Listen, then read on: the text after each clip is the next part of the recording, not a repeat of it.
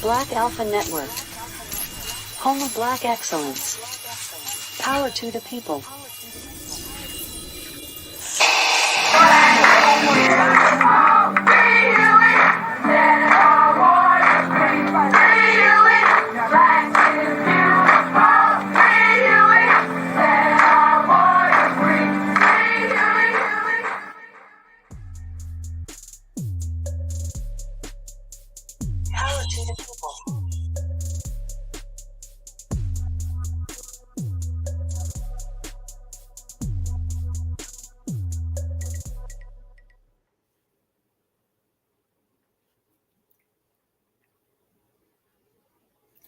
Certified salute.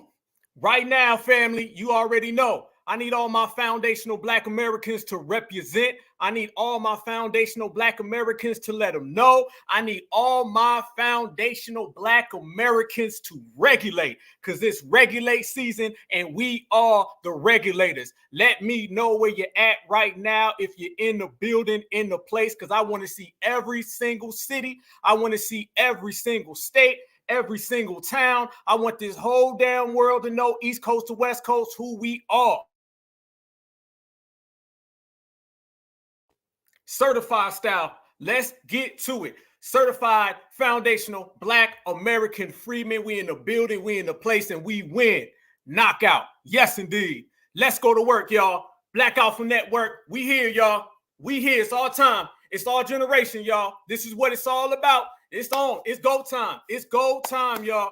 It is rounding out to the election. This is the reparations generation. We are the foundational Black Americans. Everything is made for us. It's our moment. Let's seize it. You got about 2 seconds left on the game clock. We got the ball. We going down the field. Let's go ahead and score a touchdown. All right. There's 2 seconds left on the game clock. We behind the 3-point line. Let's drain it. Nothing but net. Foundational Black Americans, we always win. And anybody and everybody who ever gets in front of that, they gonna lose, and we gonna make sure they do. And this is what it's all about. Let's make one thing clear, y'all. If you're ready for some receipts, if you're really, really ready to go all the way in, can I please see the 100 emojis in the chat? Please, if y'all want to put some receipts on the table today, and y'all want to go ahead and cancel, erase, and delete every single fake debate, all the naysayers, if you're really down for that, and you want to represent your town, you want to represent your city, you want to represent your ancestors, let me see some 100s in the chat, family, because this is going to be a classic episode. This is going to be an epic episode. This episode right here is going to get played back for years, because we're going to put some undeniable evidence on the table, and we're going to put some certified energy in the building, and we're going to let everybody know that we built this country. Nobody else. Ain't nobody halfway. Ain't nobody part the way. Ain't nobody sorta or kinda. This is a foundational Black America. You see the United States of America? Okay, will there be no USA without FBA? And we coming. You hear us popping off now. You know we getting a lot closer. All right. We heard our good brother Tariq saying, you know, there might be a stop in Washington, D.C. Y'all know the Democratic convention's coming up in Chicago. I see 100, 100, 100, 100, 100. Oh, y'all ready tonight?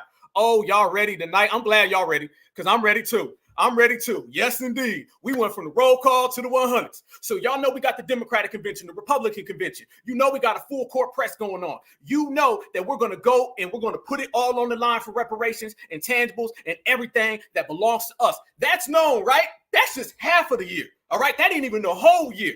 You know we got an action-packed year ahead of us. It's going to be a hell of a decade, and it's all going to be written in foundational Black American handwriting, because when you look at this country from the beginning to right now, this very second, it's all with foundational Black American fingerprints. So it's only right that everything that goes on in this country all comes back home. Where is home, y'all? Home is right here. Who created this home? We did. Who's getting in the way of us? All the ops, all the naysayers, all of the folks who say they are friends, but they really not. All the foes, all the COONs, the tap dancers, the banjos, the biscuits, they all out here. But we are going to put them all down for a long, long time, y'all. So let's get to work. There's been this debate about who built this country. But let's make this clear. The debate ain't with us. Ain't nobody debating with us. See, when you are up here and everybody else is down here, you don't go down to debate nobody. That's not what we doing, y'all. We're not debating a damn soul. We telling people. Y'all know how people used to say, well, I'm just saying. We're not just saying. The old generation was just saying. We just telling, and we telling it like it is, and we bringing it the only way foundational Black Americans know how, and can't nobody bring the heat like we do. It's no time for playing, y'all. It's no time for playing. Everybody who's familiar with the State of the Union address that just happened a few days ago, when you looked at your TV the next day and the day after, you saw this group, that group, the Skittles group, the Starburst group, you seen Latinx. Everybody had a rebuttal or a response to the State of the Union, except for foundational Black Americans. So I made it a point. I said, you know what? Let me go ahead and fire up a space for my family. Let's go ahead and make one for everybody. And I had brothers and sisters call in. Certified salute to my brother Sage. Certified salute to my brother Afro Elite. Everybody, all of the above that came through and chopped it up. Miriam, certified salute to you for coming through. Certified salute to my sister Angelica Lena. Appreciate everybody who came through, as well as the people who listened and tapped in. But this is what it's about. We're not going to sit back and be unheard, y'all. Those days are over. They had a State of the Union address and didn't even address the people who built the Union.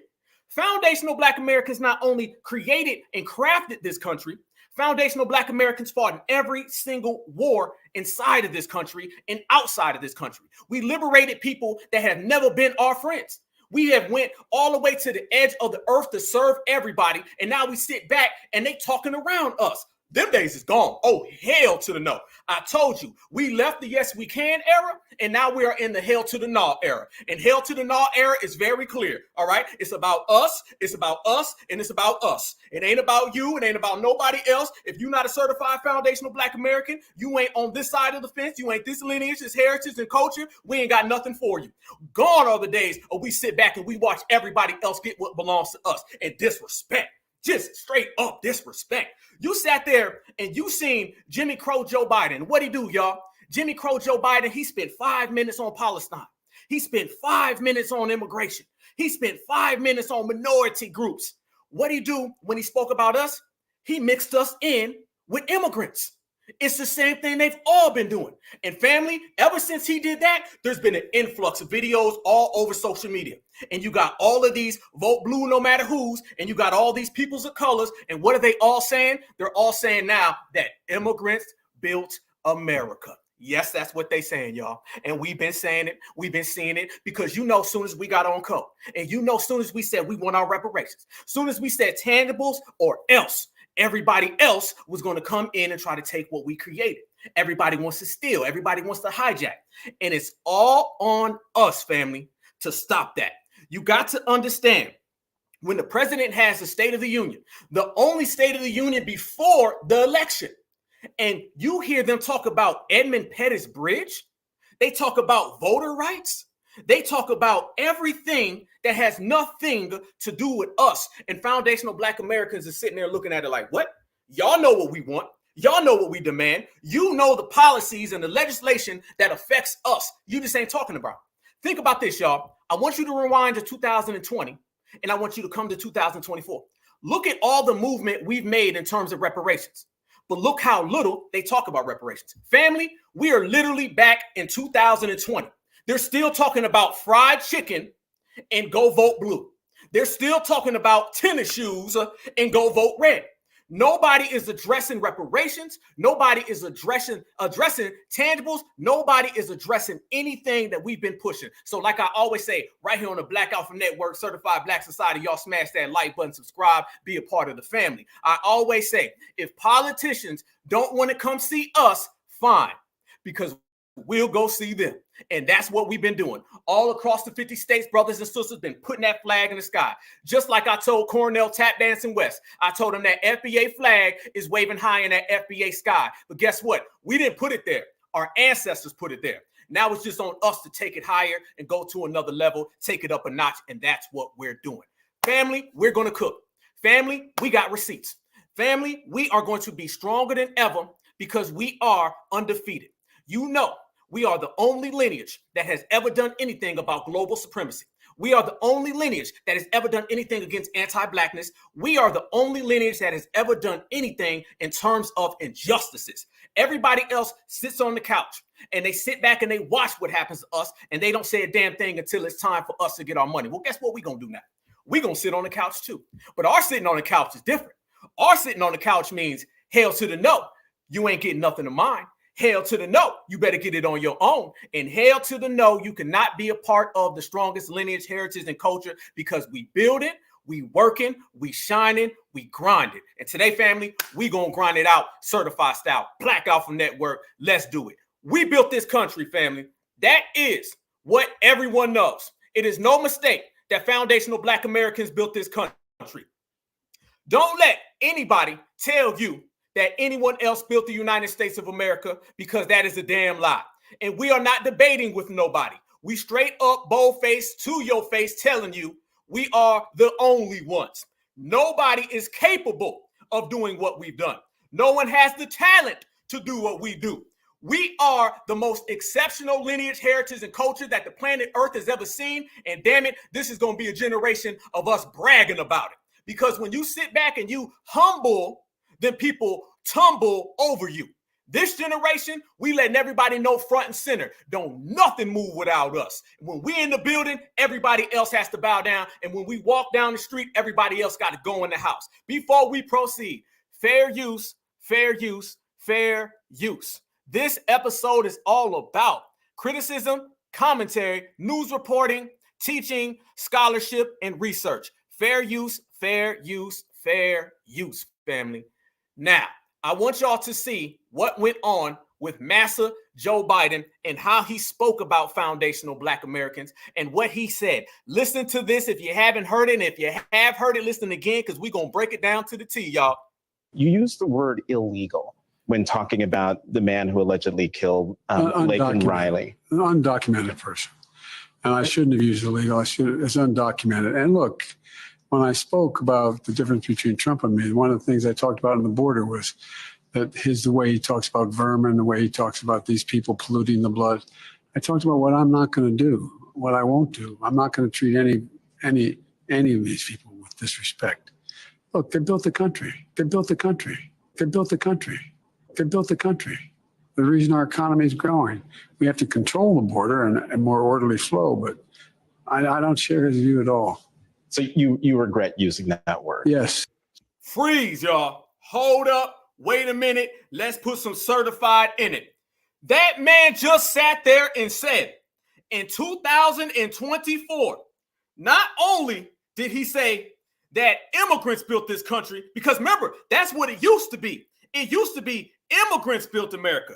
Now he's saying illegal immigrants built America. And both of those are lies. They goddamn lies. And he knows it. And I want y'all to also notice, he sat there and he apologized for calling them illegals. And the reason he called them illegals, because he knows goddamn well that's exactly what they are. He's speaking the real. That's one thing we can go ahead and agree. They are illegals. But you want to backtrack, you want to tap dance, and you want to run a circle, Jim Crow Joe. No, no, no. Illegals did not build the United States of America. Immigrants did not build the United States of America. Foundational Black Americans built the United States of America, and everybody knows it. This is the erasure that we speak of, family. This is when we say that we have to get on our grind more than ever, because you're going to see things like this. This man literally right now, in a time where we're pushing for reparations, in a time where we need an anti-foundational Black American hate crime bill, in a time where the Black gap in every single major statistical category has went up,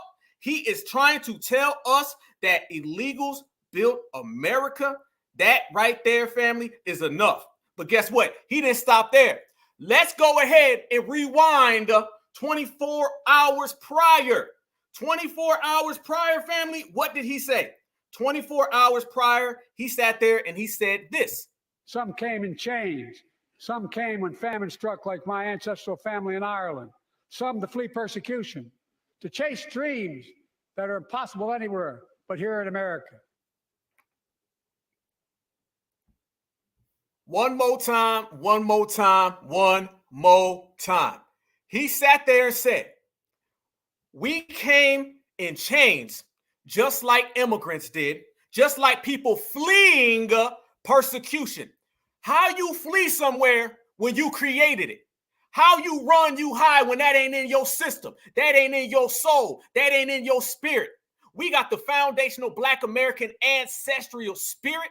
We ain't never ran. We ain't never hid. I don't give a damn how much you tell us. I don't give a damn how much you say it. You can run it all the way across the board. You know that foundational Black Americans have never ran, and foundational Black Americans will never run. And fleeing and FBA doesn't even belong in the same sentence. Jim Crow Joe Biden, your people may have fled. All the people you bringing into the country may have fled, but that ain't what we do. And if it takes breaking it all the way down, and it takes running you out of office, family, then that is what we are going to do. It's evidently clear right now, y'all. It's evidently clear. It's time to go ahead and completely cancel the Democratic Party. That's what it is. I'm to the point, and I think the Black grassroots is to the point. And being one of the pillars and one of the heavyweights in the game, I think I speak for everybody. We have to do everything possible to get that out of office. And everybody who jumps on that side, anybody who blindly votes or puts on that cake for that, it's got to go. When we sat back and we spoke about the State of the Union and we gave our response, the overwhelming responses that we heard is that certified foundational Black Americans will do what it takes to not only get Joe Biden and Kamala Harris out of office, it's time to bring that whole plantation down to the ground. Because if you are somebody who votes for the Democratic Party, you are voting for your own erasure. You're bringing in your own replacements. You're bringing in people who have never cared about you, and they're using your vote to get it. That's what it is, y'all. That is the illegal president. Y'all remember how we said Barack Obama was the starburst president? You remember that, right? Well, he came in and he wrote all the laws for Skittles. He wrote all the laws for fruit by the foot. The opposite is what's going on with Jim Crow Joe Biden. He's just writing all the laws for Julio, all the laws for Mr. Mutombo, all the laws for Mr. Muhammad, why foundational Black Americans don't even get addressed. Now, did y'all just hear him say he apologized for using the term illegal? Y'all heard that, right? We heard that, right? That's what he said. Okay. Oh, we cooking. We got 340 people in here, and we just started. Everybody who comes in, smash that like button. I appreciate you spending your Tuesday with Black Alpha Network and the whole certified foundational Black American family tree, because we are in here deep, and everywhere we go together. They don't want to acknowledge us. Well, we're going to make them acknowledge us. Y'all seen how he just sat there and said that, right? He said he apologizes for using the term illegal. That's quite funny, because did he apologize for this? About how perspectives change over time. Bobby Rush, member of Congress, said the other day, "I'm ashamed that I voted for the 94 crime bill." You ashamed of that bill? Not at all. You ashamed of that bill? Not at all. You ashamed of that bill? Not at all. And in fact, I drafted the bill, if you remember. I know that. And by the way, Whoa, hold up, wait one damn minute again, y'all. So if we want to go ahead and put this in pure foundational Black American proletarian workers language, the man just apologized for illegals, and he said he ain't got no problemo at all with drafting the 1994 crime bill. Let's get this straight, y'all, so there ain't no confusion, because, you know, foundationals, we like to make things crystal clear for those in the back row.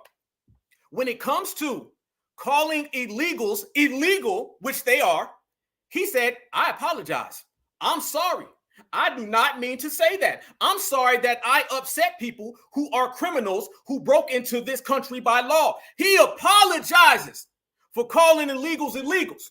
But when it comes to foundational Black Americans having to deal with the crime bill that literally split our families in half, that literally broke us up in every section, that they exploited, he said, nah, hell no, I don't feel sorry for it. Nope. Basically saying, I do it again. And if you look at his policies, he's doing it again, because he's the one who said, we don't need to defund the police. We need to fund the police. Now, this is the same guy who ran off of hijacking Breonna Taylor's protest, hijacking George Floyd's protest, hijacking Ahmaud Arbery, hijacking Rashard Brooks. This is all in the summer of 2020. They took all of those protests and turned all of them into vote Joe Biden, right? Y'all remember that? Anybody but Trump. Vote blue no matter who, right? Black Lives Matter was running around before we ran their ass out of the paint. He ran on all of those and still gave money to the police departments. And this is the same guy who wrote the 1994 crime bill. And he sat there, right now, and just said he has no problem with it. So that's illegals built this country. That's we came here as slaves who fled persecution. And he don't feel sorry for the 1994 crime bill. It's over. 5, 4, 3, 2, 1 for Joe Biden and it is over for the Democratic Party because we are going to put together a voter block. That's what we're going to do, y'all. We always got a strategy right here on the Black Alpha Network. It's time that we locate every single swing state in this country and we create a voter block inside of a voter block. They talk about foundational Black Americans and they say, well, the black vote, the black vote, the black vote.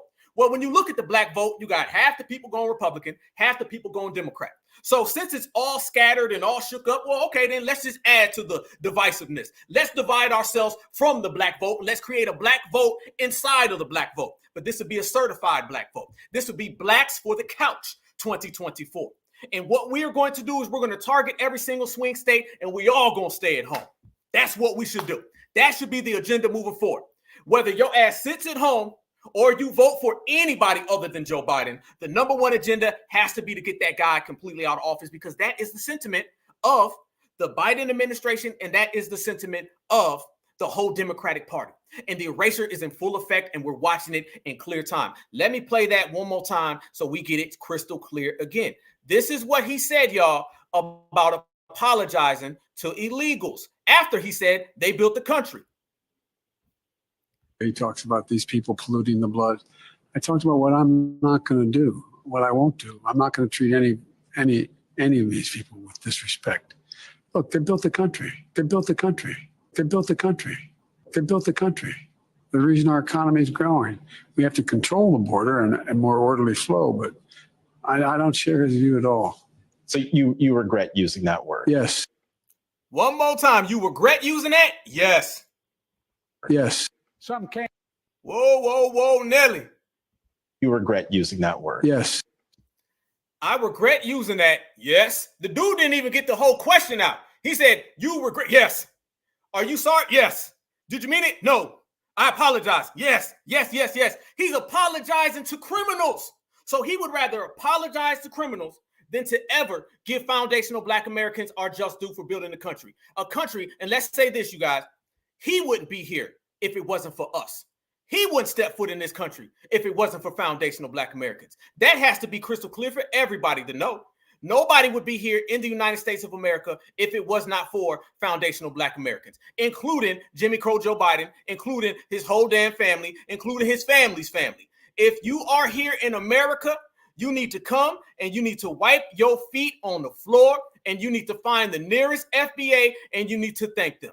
You need to thank them for all of the things that we have provided you for even being able to come here. That is my notion going forward. And that's how we're going to have to treat everything going forward, family. We're going to have to let everybody know that if you come to the United States of America, your first thing that you have to do, not should, not could, not would, the first thing that you have to do when you get to the United States of America, you got to find the nearest FBA and you got to thank them. Okay? Because if you didn't, your ass wouldn't be here right now. That's what we're going to have to start letting everybody know. And that's what we're going to have to start telling everybody. But you know, there's always a domino effect. There's always a domino effect when you hear rhetoric like that. And I'm going to tell y'all exactly what that domino effect is. You know how they say Donald Trump, he emboldens the supremacists? He gives supremacists dog whistles. Y'all know how they say that all the time, right? Well, he just emboldening all the supremacists and he's making them all want to come to America. Okay. Soon as Joe Biden said illegals built this country, soon as he said illegals, immigrants, and Black folks are all the same. Y'all all just came in chains and were slaves and y'all don't really need nothing. Soon as he said that, social media lit up. And it lit up with a whole bunch of those brown folk. And now all of a sudden, you're starting to see this reparations is deserving to Mexicans. Reparations should go to Latinos. Reparations should go to Hispanics. I ain't lying. That's all through social media right now. Everybody's running around, family, and they're saying that they do not believe FBA should get reparations. Reparations should really just go to all the brown people.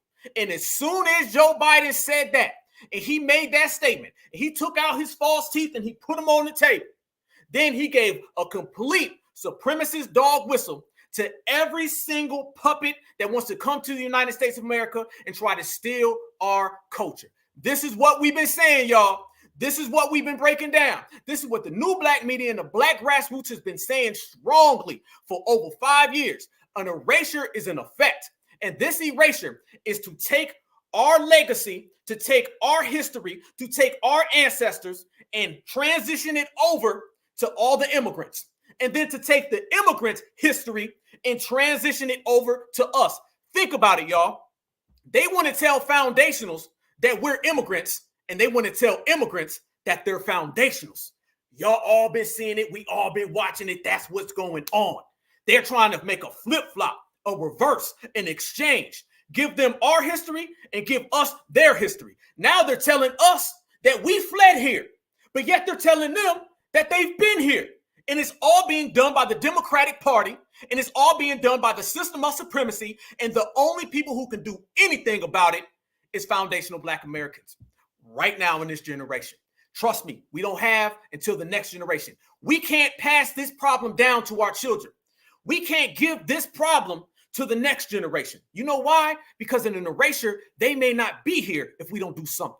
It is time every brother and sister puts them boots on the ground, ties them boots up tight, put on that black hat, that black suit and everything, and go to work. And that's what we've been doing. We've been going to work, y'all. Look at this right here, family. This is what we've been speaking about.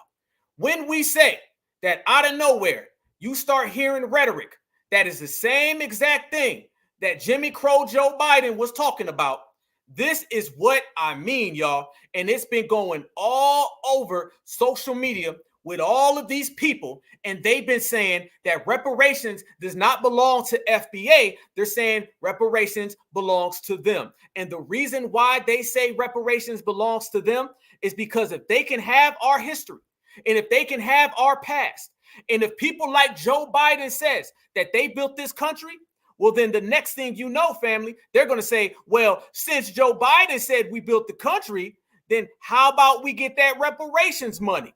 The thing that we have on our side, y'all, is that we did build this country. That's the biggest thing that we have.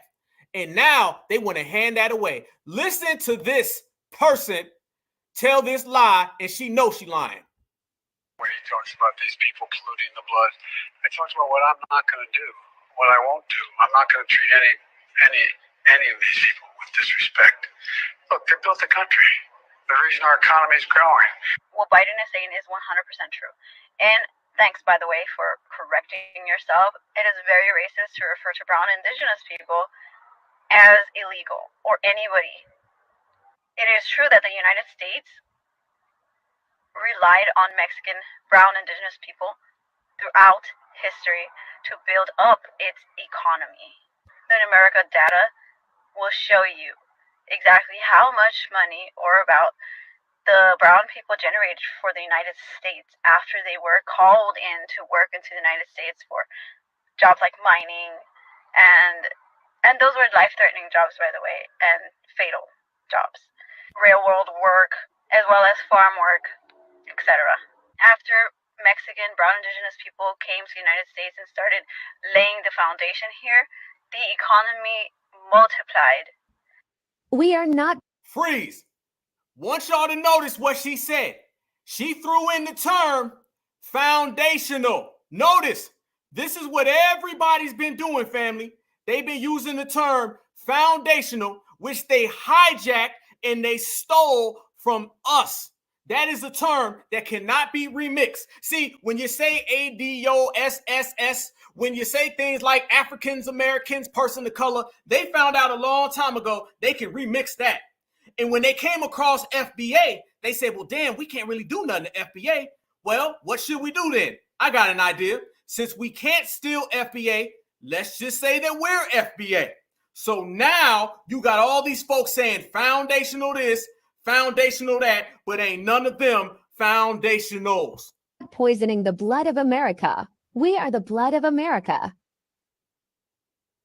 Today, even, Latinos are the fifth world's largest economy.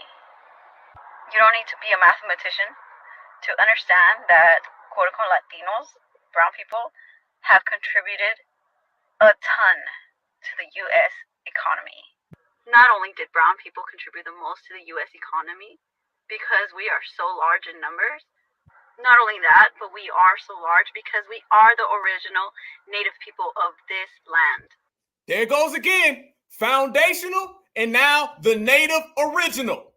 Foundational, native, original. Oh, don't worry, fam. We're going to break down and we're going to break that all in half. But I want y'all to notice the key words that she's throwing in so she can put herself in prime position for our reparations. She went on for 1 minute and 50 seconds. And I want you to notice what she put at the end of this video. So you should have a lot of respect for the brown people. That right there. Look at the top. Read the very top, y'all. What do you see? Reparations and land back for Mexican people. She gave that whole statement saying we did this and we did that and brown and brown and brown. And all the way at the end of it, she threw in reparations and land back. She lying, she knows she lying. Because the only people who built this country is certified foundational Black Americans. And every single documentation shows that foundational Black Americans built this country. And everybody knows that foundational Black Americans built this country. That's why you get things like that. Who had a reparations movement, y'all, until we did? Somebody tell me where all this reparations movement stuff comes from. Because I'm thinking if you claim that you native and you claim that you original, you're still in the term foundational from us. If you got all those things going for you, how come you never talked about reparations until we talked about reparations? How come you never talked about holding the government responsible until we did? I tell everybody, we make it popping in these streets to ever go out and get something. We are the only lineage that has ever stood up to anything. Let's make one thing clear. Since we out here and we putting that FBA flag high in the sky, let's make one thing clear. Foundational Black Americans as a lineage, all of us, this family tree, we have done and accomplished more than every single country, than every single continent. We as a lineage are whooping every continent's ass. There ain't a continent that done did what our lineage has done. Okay, you have continent. Inside of that, you have country. Inside of country, you have lineage. Our lineage on the inside has done more than what countries and continents have done on the outside. You can get every continent on this planet. You can get every single country on this planet, and they still do not equal up to foundational Black Americans as a lineage. Our family tree is bigger than their whole damn forest. That's how bad we are, family. That's why. And how do you know what I'm saying is true? And you want to know the biggest receipt? That's because all them continents and countries want to run here and steal our legacy. We don't do that to nobody else. See, when you got it good, you ain't got to go searching for nothing. We don't have to search for anything because we already have it. We've already attained it, maintained it, sustained it. Everything that we've done, we created by ourselves. There's a difference between a freedman and a fleer. There's a big difference. A fleer runs, and then a fleer wants to take. See, we always talk about a fleer as someone who just wants to get away. Well, when they leave wherever they're from and they get to wherever they're going, first thing they do is say, well, we ran, now let's steal. Some people build, some people steal, and we are on the builder side. They are on the stealer side, family. This is what we talk about every single time. We know that we're outdoing these people. This is why they have to make up stuff like that. She was lying. But notice, fam, she put all that language in there, and she was pointing up at the top saying, this is what Master Joe said. Master Joe said we got to do this. This is what we say. Why do you think he came out of his way in the State of the Union to say that? He went out of his way in the State of the Union because he wanted all those illegals, the same people he wants to vote for him, the same people he told to surge the border. He wants all of them to know if you come to the United States of America, you will get benefits unlike ever before. You will get money unlike ever before. You will live a life that you've never lived. You will get all types of luxuries. You will get all types of trinkets, and it will all be provided to you by the taxpayer. And that's just the cake. Let me give all the illegals the icing on the cake that Joe Biden is making for them. After you get all those benefits, after you're up in that high rise, after you're getting all them scooters, after you're getting all that money and benefits and EBT cards and everything provided by the citizens of the United States of America, after you get all of that, then we're going to give you the history of foundational Black Americans. Then we're going to give you the reparations that belongs to foundational Black Americans. So you can get everything that you desire, and you can get a culture that you didn't work for. You can claim a country that you ain't never built. You can take whatever you want because the United States government, Jimmy Crow Joe Biden, is going to hand it to you. That is the unspoken, informal law and rule for every single illegal who comes here. Come here, get free things provided to you off the backs of foundational Black Americans. That is the erasure in process. And we are in our own erasure because as they attempt to erase us, we are going to erase the Democratic Party. Let's take it all the way back and look at why we have the power, y'all. I want y'all to listen to this right here. And I am going to send the biggest certified salute all the way to the heavens for one of our great pillars of all time. And that man goes by the name of Malcolm X. I always told you, fam, a lot of black pillars in the community will say things that make you think, say things that make you go, but Malcolm's going to say some things that make you feel good. Listen to what Malcolm says about the power that we have in erasing the Democratic Party. We got an answer. We got a counter for everything they do. Malcolm, take it away.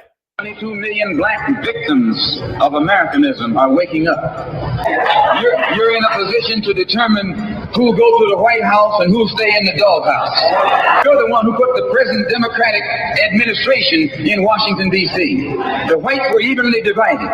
It was the fact that you threw 80% of your votes behind the Democrats that put the Democrats in the White House.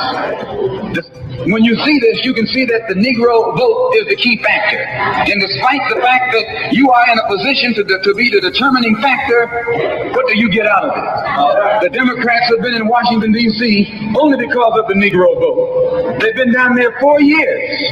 And all other legislation they wanted to bring up, they brought it up and gotten it out of the way, and now they bring up you. And now they bring up you. You put them first and they put you last. You put them first and they put you last. Because you're a chump. The party that you back controls 2/3 of the House of Representatives in the Senate, and still they can't keep their promise to you because you're a chump. Anytime you throw your weight behind a political party that controls 2/3 of the government, and that party can't keep the promise that it made to you during election time, and you are dumb enough to walk around continuing to identify yourself with that party, you're not only a chump, but you're a traitor to your race. Certified all the damn time. Brother Malcolm X, love it. Malcolm X said this in the 1960s, and yet you still see it play out to last week. Malcolm X passed away in 1965, y'all. And we talking about 2024, and these folks have still been on that same treadmill, going nowhere fast. When you start talking about a slave mentality, it stays for a long time until it gets some cleansing, till it gets some waking up. And that's what we here to do. We here to wake everything up. Everybody, because people are not going to sell out our foundational Black American lineage because you want to be a slave that damn bad. You want to tap dance for master that damn bad. You want to vote blue no matter who, to the point where you sell out the future generation and the future generation and the future generation. Anybody who's in here who is under 60 years old, we have all been a victim of the people that Malcolm was just talking about. And if you're above 60 years old, you've been a victim of the same people that Malcolm X was just talking about. Until now, if somebody doesn't step to the plate, if somebody doesn't regulate, then this stuff never changes. Well, it's about to change, because when I look, we got about 480 plus people in here, and I know y'all gonna ride. I know y'all gonna ride. I know my brother Hurricane gonna ride. I know you gonna ride, family. I know my brother Voltron gonna ride. I know he gonna ride, family. I see everybody out here. We gonna ride, and we're gonna put an end to the Democratic Party, because we know clearly there's no confusion no more. The answer's here, y'all. They want us gone. They want us gone. Because in the system of supremacy, this is what we got to think about. I know we talk about tethers. I know we talk about fleers, but they are all operatives of the system of supremacy. All right. These are people who are willing to do the dirty work for supremacy. You got to always take it back to the SOS, system of supremacy. In the SOS, you're going to deal with people who are going to put other folks ahead of us. Understand, the system of supremacy is one lineage away from global domination. One lineage, not continent, not country, not state, not town, not region. They are one lineage away from dominating everything. Who are the only people who ever stand up to the system of supremacy? We are.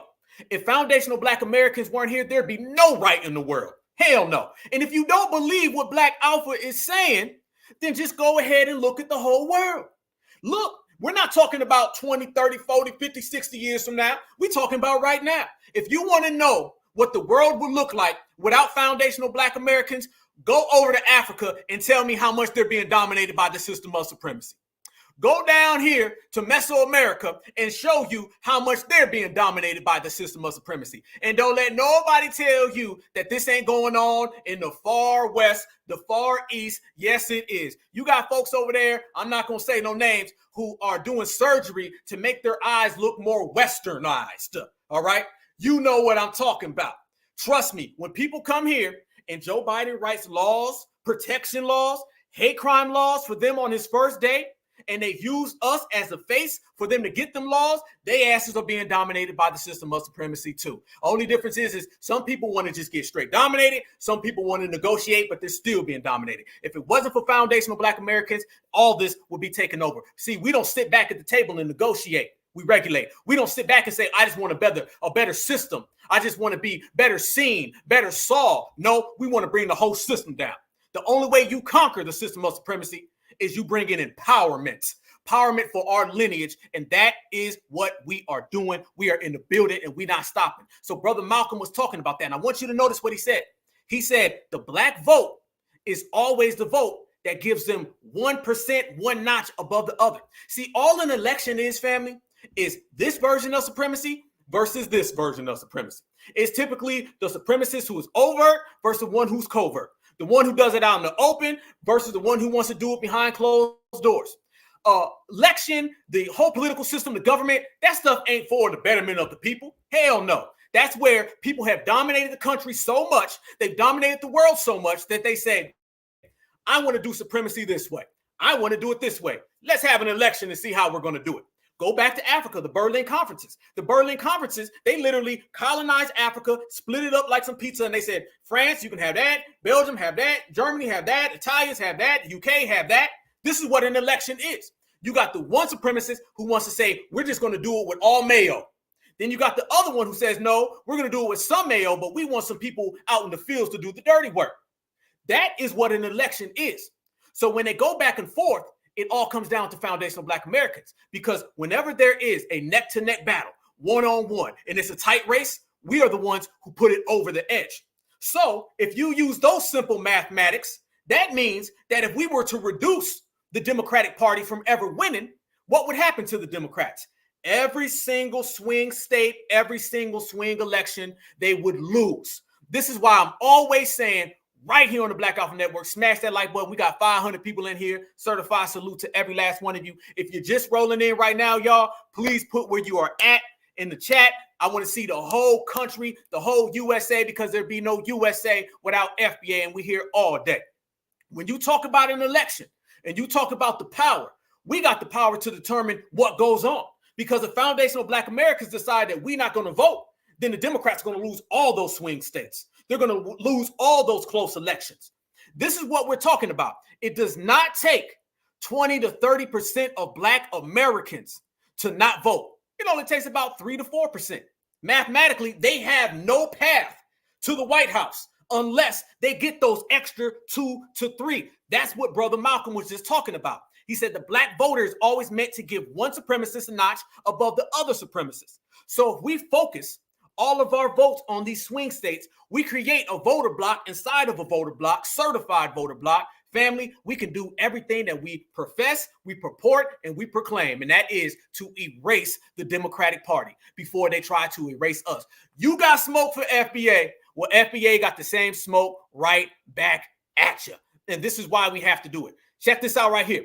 When you start talking about the illegals, fam, and I said it was going all over social media, I want y'all to see this. Every single group is popping up right now, and they're trying to say that reparations is theirs.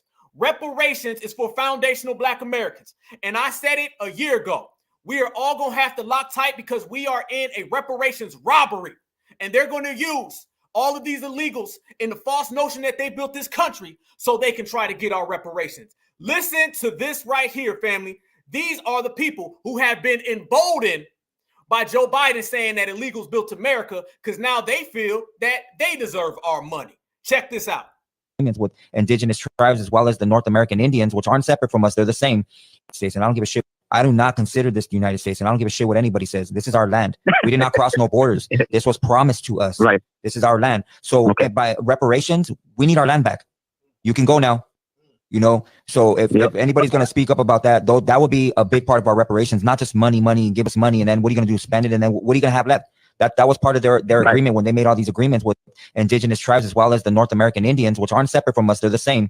They said they offered them money, minuscule amounts of money for their land, and they were conned into doing these things, bro. And they turned us against each other. They made us worship all their shit. They cut us. Like I said, they used to cut off our piochlis, our warrior braids. They put us into their indoctrinational system of teaching us these things that we're going to consume our spirit and consume our lives, bro, such as our dietary law that they told us milk is good for your body and all this. And you got to learn this and you have to learn our language. You got to learn Spanish. You got to worship these idols. You have to do this. And they robbed us of our prayer. They robbed us of our dance. They robbed us of our history. They robbed us of our complexion, of every. Did y'all just hear what this man said? He said they've been robbed of everything, including their complexion. Now, family, who's to say when y'all talk about a complexion, all these $5 Indians running around here, and they are all W's. Y'all didn't fight them then, did you? When you allowed them to come on in. When you said, oh, we're going to have 5 civilized tribes, which basically means all the house ones. No, they have no problems. And they talk about stealing and taking while they sitting there trying to steal and take from us as we proceed. Everything, bro. You know, so reparations should come with speaking about getting our land back. The Great Depression in the 1930s, the U.S. deported up to 1.8 million people to Mexico, with an estimated 60% of them U.S. citizens. The Secretary of Labor claimed that this mass deportation was essential for reducing unemployment, and discrimination was also a factor as people were targeted because of their physical distinctiveness. Police would surround parks and round people up in trucks or force them on trains to bring them to Mexico. One raid at a Los Angeles park rounded up more than 400 people. California hospitals even deported patients with severe illnesses who were believed to be of Mexican descent. One woman with leprosy was driven just over the border and left. And these companies fired Mexican-American workers or people they believed of Mexican descent. Some historians and legal scholars claim these deportations meet standards for ethnic cleansing since it was racially motivated and ignored citizenship. A recent study by economists claimed that these mass deportations might have increased unemployment and exacerbated the Great Depression. Pause to read an excerpt from this study. This event is known as Mexican repatriation, but since repatriation means a return to one's own country, and many of these people were U.S. citizens who have never been to Mexico, this was not a repatriation at all. This history is not commonly taught in U.S. schools. One study shows only 4 U.S. textbooks mention it, and only one devoted half a page. The U.S. government has never apologized for this or offered any reparations to the victims. This history deserves its rightful place in U.S. classrooms. Did you know this? Freeze. Family, when you see somebody from the dominant society out here campaigning for reparations, you notice he's not talking about reparations for us, right? Notice that, y'all. I always say that in the system of supremacy, they have preferred minions. They have preferred puppets. The ones that they prefer are the ones who ain't gonna fight back, and that's all they POCs. This is what we always speak about. There ain't no coincidence that Joe Biden runs around here and he tries to say they built this country. And now you got Trailer Park Trevor, and he's sitting here right now advocating for reparations for brown folks. But yet whenever we talk about reparations, family, man, it's been so long ago. I wasn't no slave. It's funny how we meet resistance, but they don't. All that is, family, is confirmation that we are the only lineage who stands up. All the answers are right there. All you got to do is look at them. When you see that foundational Black Americans are the only people who stand up, and then you see the dominant society say, I would rather fight for reparations with them people than fight for them for FBA, that is confirmation that they know them people are the ones that they could always use and abuse because they will not say nothing. Be cautious of all of the mayo that starts campaigning for illegals, starts campaigning for reparations, because that's just them saying, if we're going to give reparations, let's give it to our nicest slave. Let's give it to the most docile. Let's give it to the ones who are the most submissive. That is what's happening. I mean, but that's going to be the argument between, who gets reparations first. The Blacks claim to say that, they're the first person or whatever. I mean, and, Raza is saying this is our land. You know what I mean? Okay. Here's a question, and I wish maybe somebody that can speak for them would be here, because let's just say, Marvelous, that I'm not looking for an argument, but I'm just looking to understand. Right. So are you saying that every person that is born colored Black should get money? No, hell no. No, this is what I would ask him. Oh, okay. You know, so I would ask him because I have nephews that are half black and half Mexican. Right. So because they were born looking black, they're going to get money too. I mean, people that are truly indigenous to this land, they need that. That's their money. Right. Freeze. Family, when have you ever seen any of them acknowledge blackness? They have black Mexicans that did not pop up on the census until 5 years ago. You see how all of a sudden now they want to start talking about, I got a black nephew. I have a black nephew. I have a black family member. They never ever want to acknowledge blackness down in South America. We all know that. And anybody who's ever been to South America, you know that it is rampant with colorism, extreme colorism. It is rampant with extreme anti-blackness all across South America. The only time they ever want to acknowledge that they got a speck of blackness in them is when they can get our reparations money or after they harmed one of us and they do what George Zimmerman did, where they go into their attic, they go into their basement, they pick up box after box after box, go underneath every desk and every table and find an old picture of their great-great-great-great-great-grandpa and say, he was black. They only use blackness so they can steal from us. That man never says anything about blackness. He never acknowledges being black, but he does real quick when it says, how can we get our reparations? Blank period. You know, all the treaties have been broken. You know, land has been stolen, you know, and they built democracy. People have been murdered, bro. Yeah, people have been murdered, massacres. I recently posted a video supporting... Freeze. Treaties have been broken. No, they haven't. No, they haven't. We got to get over this misnomer, y'all. This is something that we have to definitely break all the way down. The treaties that were made, and which we're going to break down here in about 10 minutes, all the treaties that were made with the United States of America and Mexico were not broken treaties. These were treaties that America came to the table. Mexico came to the table. They shook hands. They made a supremacist agreement. They said, we're going to be the dominators. Y'all going to be the puppets. They said, okay, yes, I will. Yes, I will do this. Yes, I will. And then they went on about their way.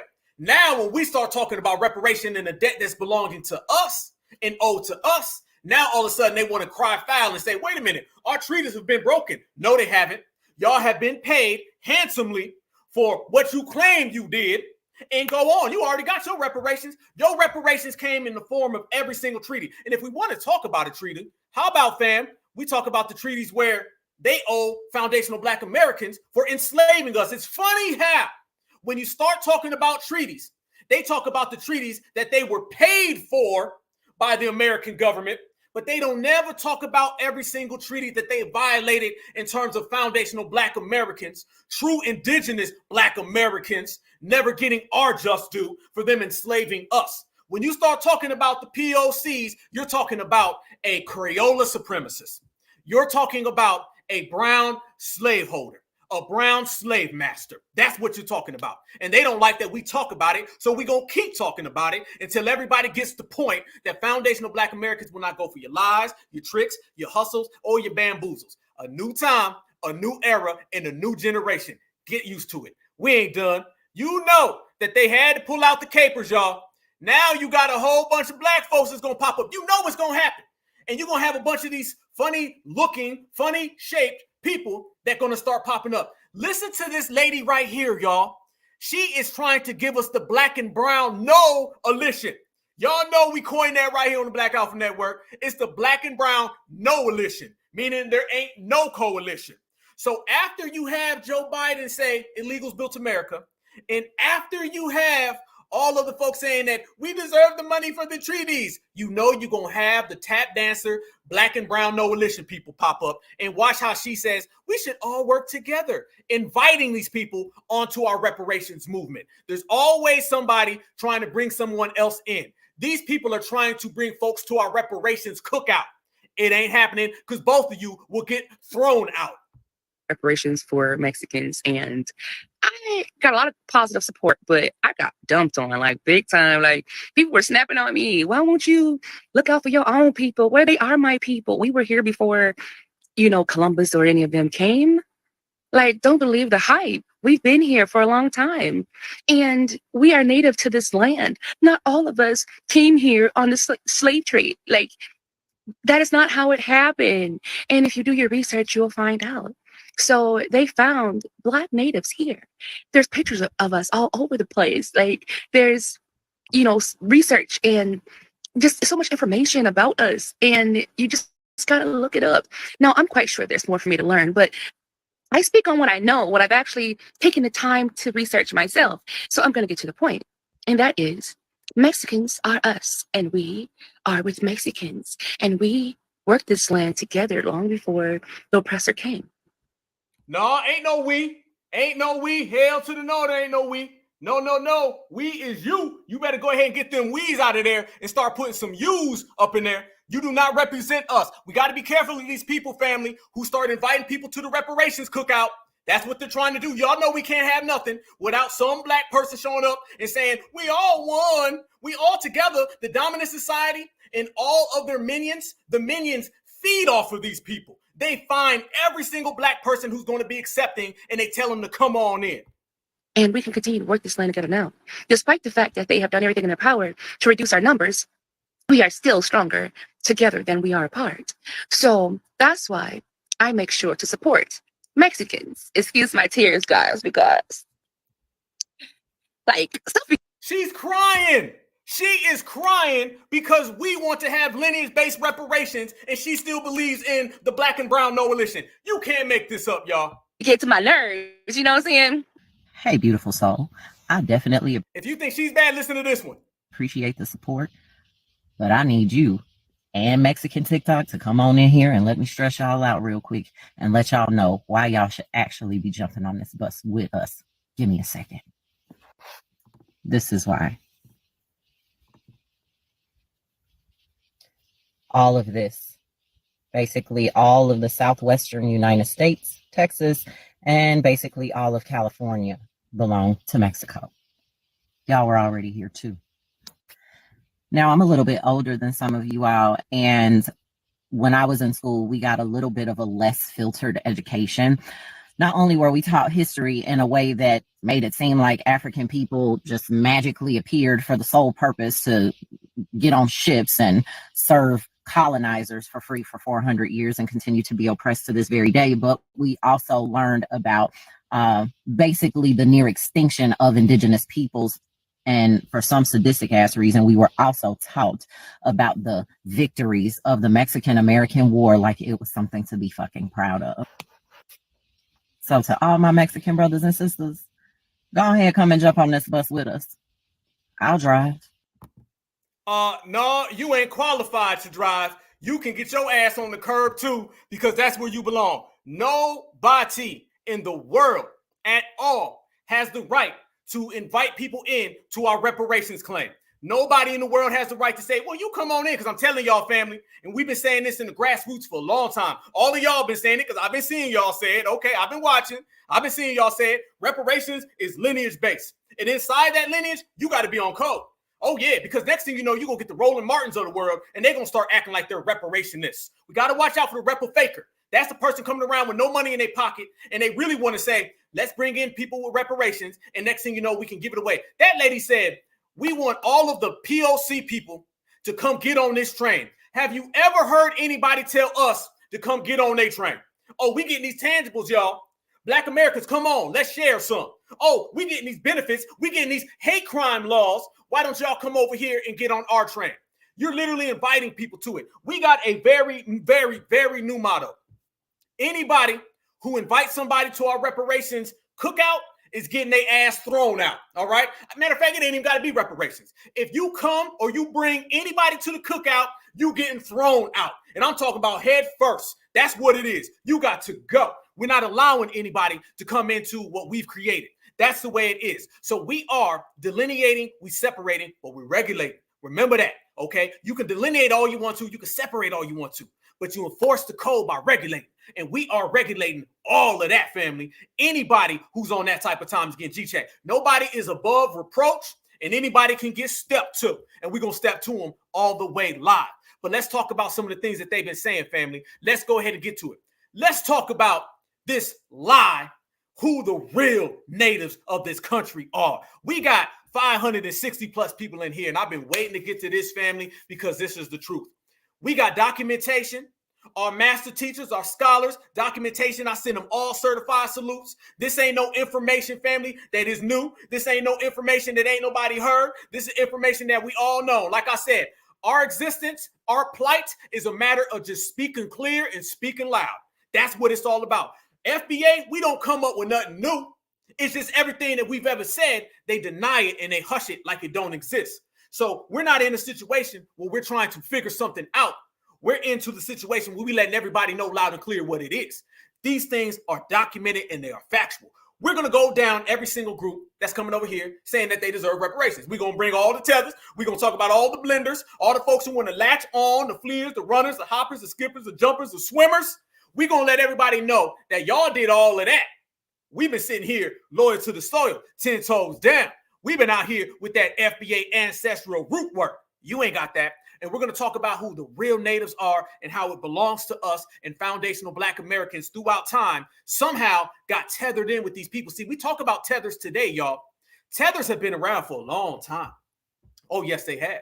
Everything that we're saying that Joe Biden is doing right now, saying illegals built the country, family, we can go all the way back when the term Native American and Indian was first created. Oh, we going there. And I know this is something that gets the family up. I know this is something that gets everybody in tune, because we all got stories and we all know the real truth of what's really popping. So we're going to go down that line today. Oh, yes, we are. We're going to break it down and we're going to let everybody know that foundational Black Americans are the originators. Foundational Black Americans have always been the originators, and it starts with us.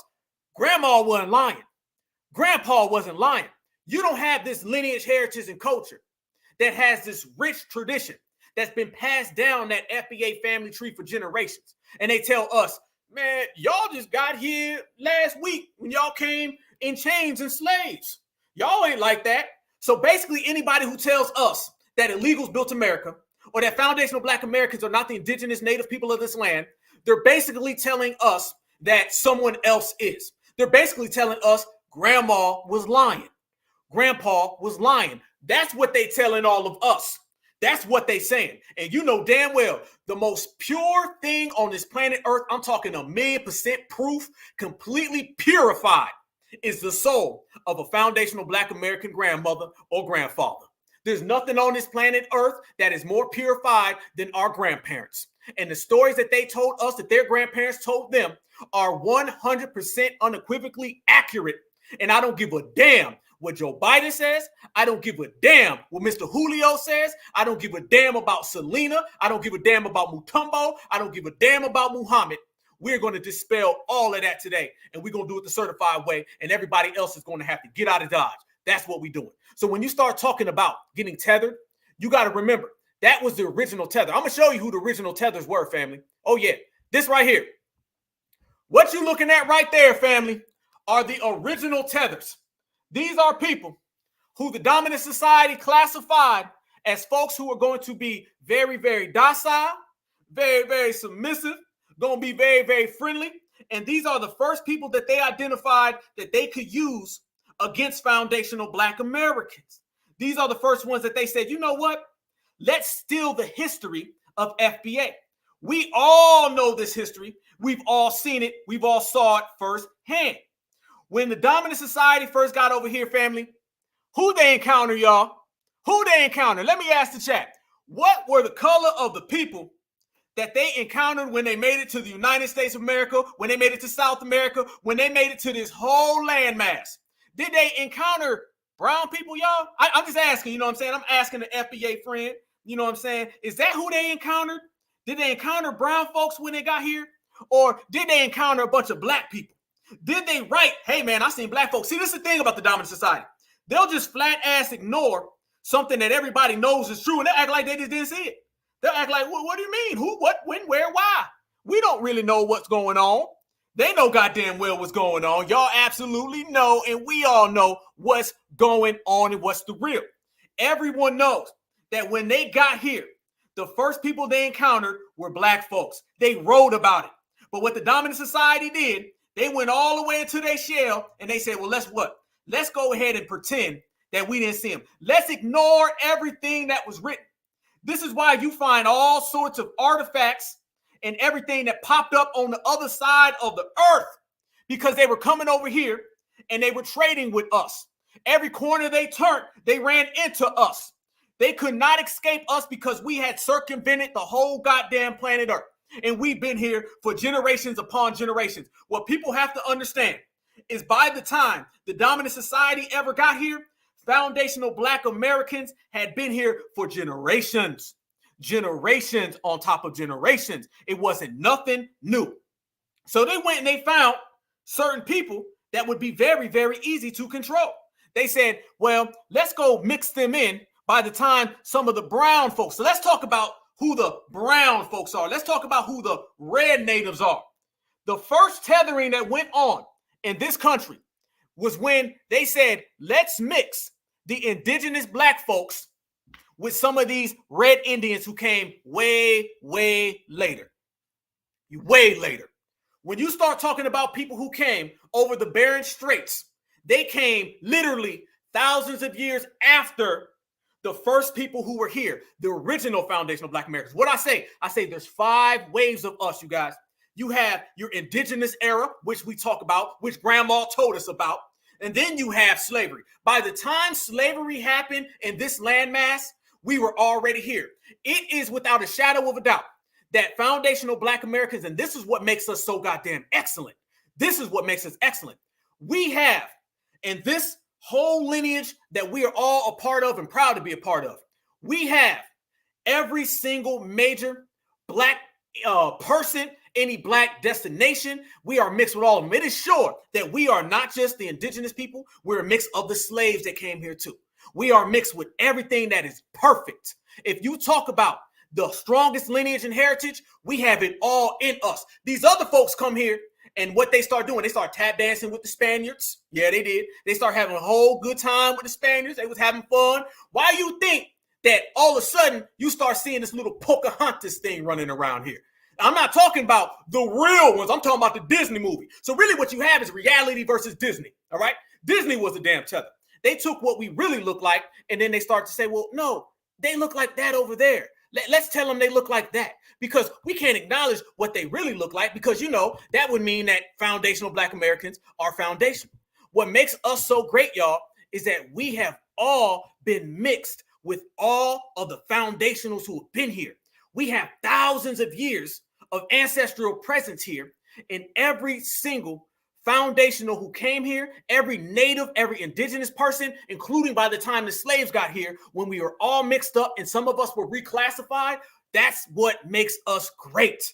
We are literally empirical, family. We are, and they all know it. Let me get personal with y'all. Let me get personal. You know how we say grandma don't lie? Y'all know how we say grandma don't lie? Okay, Joe Biden and all the other folks running around here, let me tell you something. That right there is great grandma Alpha, okay? And she don't lie, all right? Her name is Pearl. A lot of y'all may have seen her before. Grandma, this is your second time being broadcast to the world. I bet you never thought that your great-great-grandson will be showing you to the whole world in the year 2024. But here we are, family. Black love is Black power. Family, they were not telling us the truth. Our grandparents were. And can't nobody tell us anything different. That right there is my grandmother. And you can see right there, family, ain't a $5, $2, none of that up in there. That is a certified foundational Black American Black woman.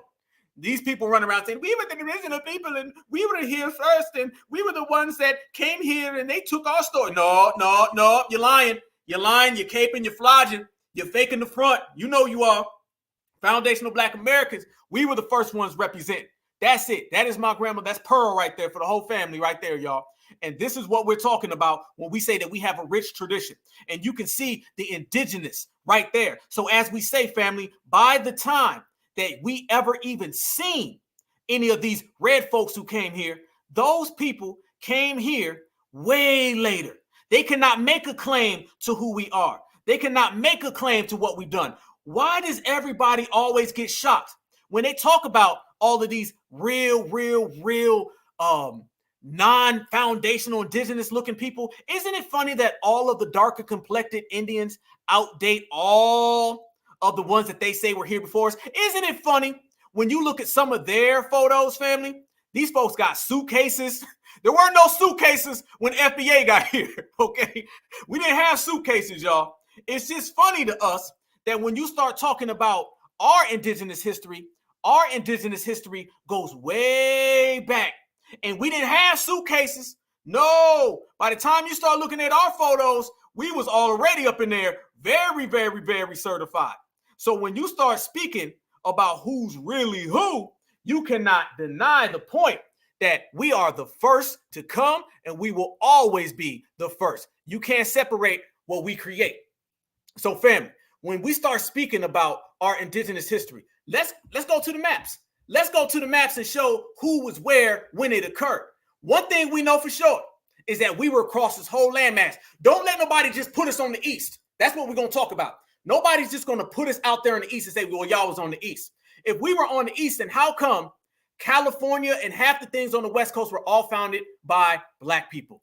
Yes. What's the name? If y'all got it in the chat, family, because I don't want to mess it up. What's the name of the lady who founded California? Okay. We know about the Khalifa Indians and everything. Mind you, fam, these are Black. These ain't the Pocahontas. We're going to say the Pocahontas ones, okay? So when we say the Pocahontas ones, we talking about the liars, the frauds, the fakes, okay? Let's talk about the originals, y'all. Let's talk about the originals. We talking about us. We talking about the natives. We talking about the indigenous ones. Let's go there. Let's not talk about the Pocahontas because we're going to show they came later. By the time they got here, family, we was already posted up. We was already passing down our genetics, passing down our spirit, passing down our soul. These folks came not even in the fourth quarter. The game was over. We had already went back to the damn locker room, got in the shower, y'all.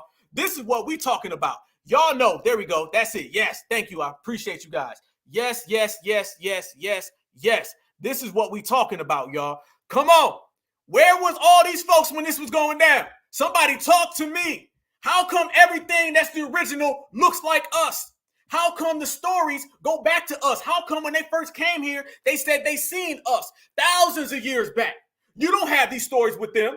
They can't point to you a picture. Every picture that you see of these people all start in the 18 to the 1900s. Family, we were here before all of that. And we got names and we got dates. What they talking about? What they talking about? They don't want no smoke. They don't want no problems. They don't want none ever at all. Family, look at this right here. Let's go there. Let's go there. Let's go there. Let's go there. Here we go. Look at some of these. Look at these maps right here, family. Check out these foundational Black American exclusives. How American source of immigration has changed over time. How America's source of immigrants have changed over time. Look at this right here. This is going to show you at what time and what year did the maps look like in the United States of America. And I'm going to show y'all some stuff that completely disputes, disclaims, and just destroys whatever they try to tell us, y'all. Look at this right here, y'all. Look at these maps. Let's get to the work. Let's get to the work. Let's get to the work. This is going to show y'all, without a doubt, that foundational Black Americans were here, and these people just started to show up. Look at this. Okay, let me go back to the first one. I'm going to walk y'all through all the way through. Here we go. Right here. Look at this right here.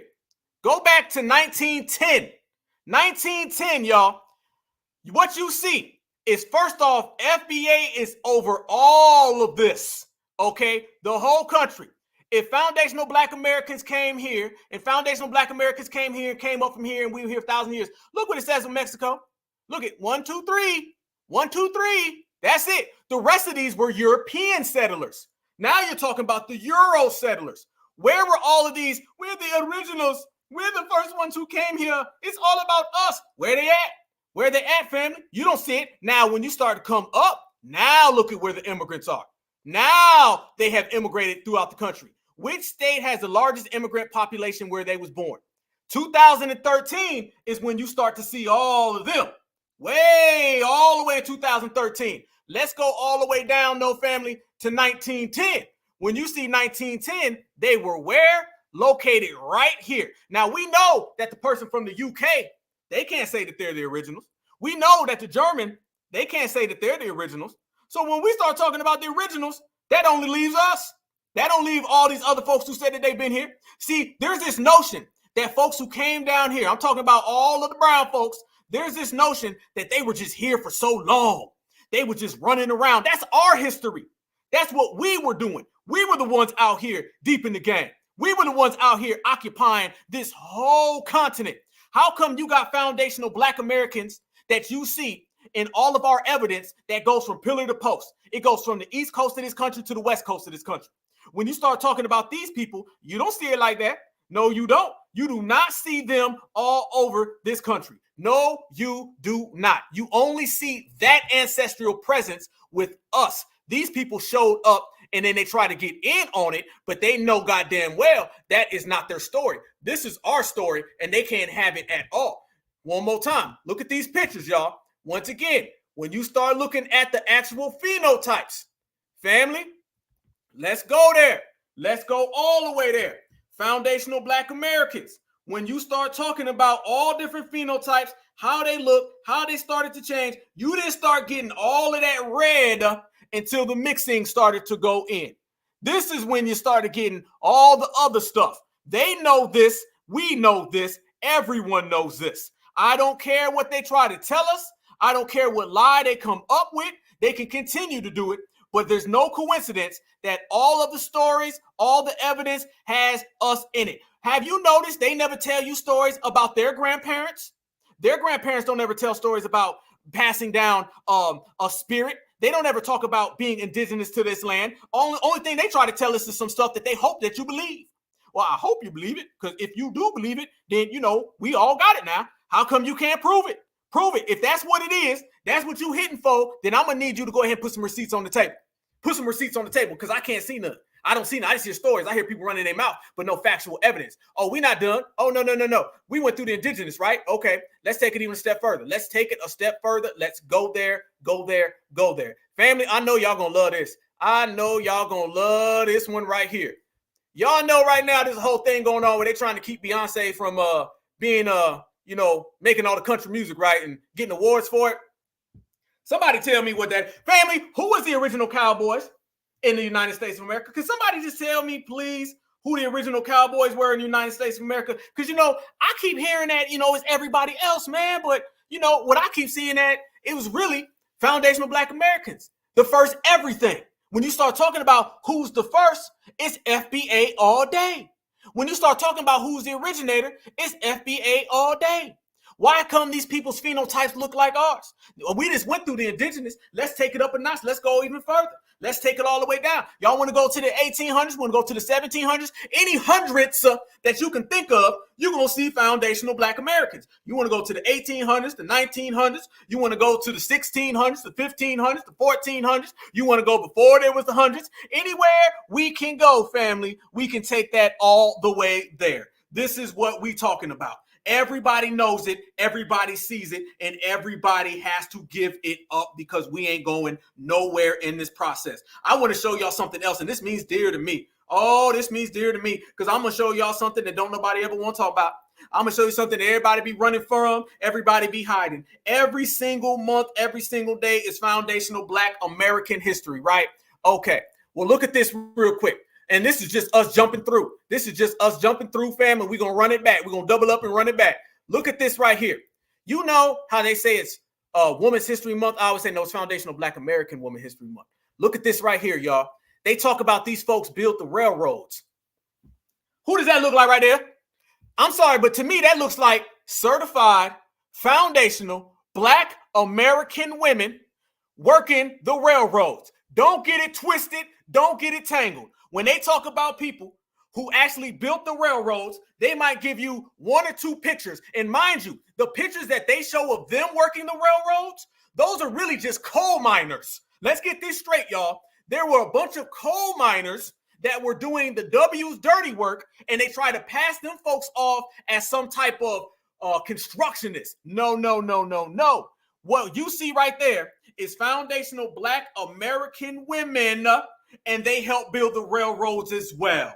And they're never going to talk to you about this. They're going to hide this. They're going to deny this, but we're going to bring the truth straight to their face, family. We know, like everybody knows, it wasn't just foundational Black American men who worked the railroads and built the railroads. And by the way, the railroads in the South and in the Midwest were created way before the ones on the West Coast. Again, we predate them. If you want to play a game of predate, foundational Black Americans going to win that every single time. This is what it is. we have foundational Black American women, certified foundational Black American women, and they were working them railroads and they was putting in the work because we always stand side by side all the time. These people did not show up in this country until years later. These people did not show up in this country, family, until after we laid down every single groundwork that you can find. This is when everybody wanted to show up, and this is when the dominant society said, well, let's pick them people right there because they're easy. And this is when they started to tangle us in with them. That's why we say they are the original tethers, you guys, the original tethers. And I would love, you're absolutely right, I would love to see a movie about actually making a full-length movie about what really went on in the railroads. And we got to give up the love to our certified sisters, because our certified sisters was putting it down on the railroads right next to the brothers. Look at this right here too, fam. This right here is the other community, fam. This is the earliest pictures of them migrating to the United States of America. Does that look indigenous? I just showed indigenous Black Americans going all the way back to before there was America. Then I showed you our women on the actual railroads constructing it. I showed you the Black cowboys. This is when these other groups who say that they built the country. Family, how'd you build the country when I see you with a goddamn suitcase? Suitcase means what? You came here from somewhere else. Suitcase means what? That you lived in another place before you got here. Suitcase means what? It means that you are not indigenous to this land. You came here, but you came here from somewhere else that is not what we are at. We are the originators, family, and they know that. They cannot hide from it. We are in the building, in the place. Ballers gonna ball and them haters gonna hate. It don't stop, y'all. This is why we are getting stronger and stronger every day. We have that type of energy behind us, fam. With that type of energy, we can't lose. We can't lose, y'all. How are we gonna lose with that type of energy? When you literally are outdating everybody. These people are showing up with suitcases. I want anyone to find me a picture of a foundational Black American back in the old days with a damn suitcase. Please show me, because we ain't got no suitcase pictures. That should be literally, family, the royal flush. The royal flush is when somebody got a damn suitcase and the other person don't. When you got a suitcase, that means your ass came here from somewhere else. Foundational Black Americans, you did not see us with suitcases. We've been in here thick, heavy, thick as thieves, y'all. Thick as thieves. This is why they know this and they cannot stop us. They are afraid to acknowledge it. They're afraid to admit it. But you cannot, because we are here forever, for life. That's the game. That's the motto. This is where we are. So when people start showing up with suitcases and people start showing up saying, hey, I came here from this place, that place, the place over there, then you already know what type of game it is. You already know who these people are, and you already know that they are not one of us. This is what we're doing. But as we talk about these people being the original tethers, yes, indeed, absolutely. You know, y'all came with suitcases. Okay, we've been here on the first day. Look at this. This is what we're talking about. These people ended up coming, right? And when they got here, these are some of the things that we started to see, y'all. Look at this right here. Black Native American descendants fighting for the right to belong. Descendants of enslaved members of the Creek Nation have been in decades-long fight for recognition after they were told they could no longer call themselves members. Oh, we going there today, y'all. Oh, we going there today, family. Let's pack them up, stack them and pack them and rack them, y'all. It's funny how they talk about reparations and they talk about what's owed to them. But when we start sitting here and examining and watching, what we see, family, is that they have been, and everybody knows this, they have been denying all of the foundational Black Americans who were the originators from day one, y'all. They have been denying it. This is what it is. People who run around and say that they deserve reparations, here's the thing, y'all. They don't ever talk about those treaties where they took what we created and they haven't given it to us. Dr. Claude Anderson is on record suing these people, all right?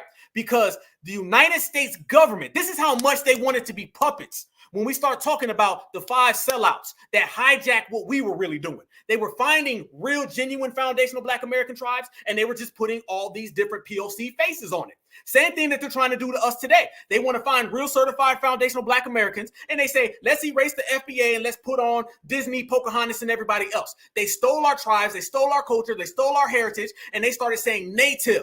When they say native, it gives you the connotation that they were first. They were not. When they say Indian, understand India is a real Indian.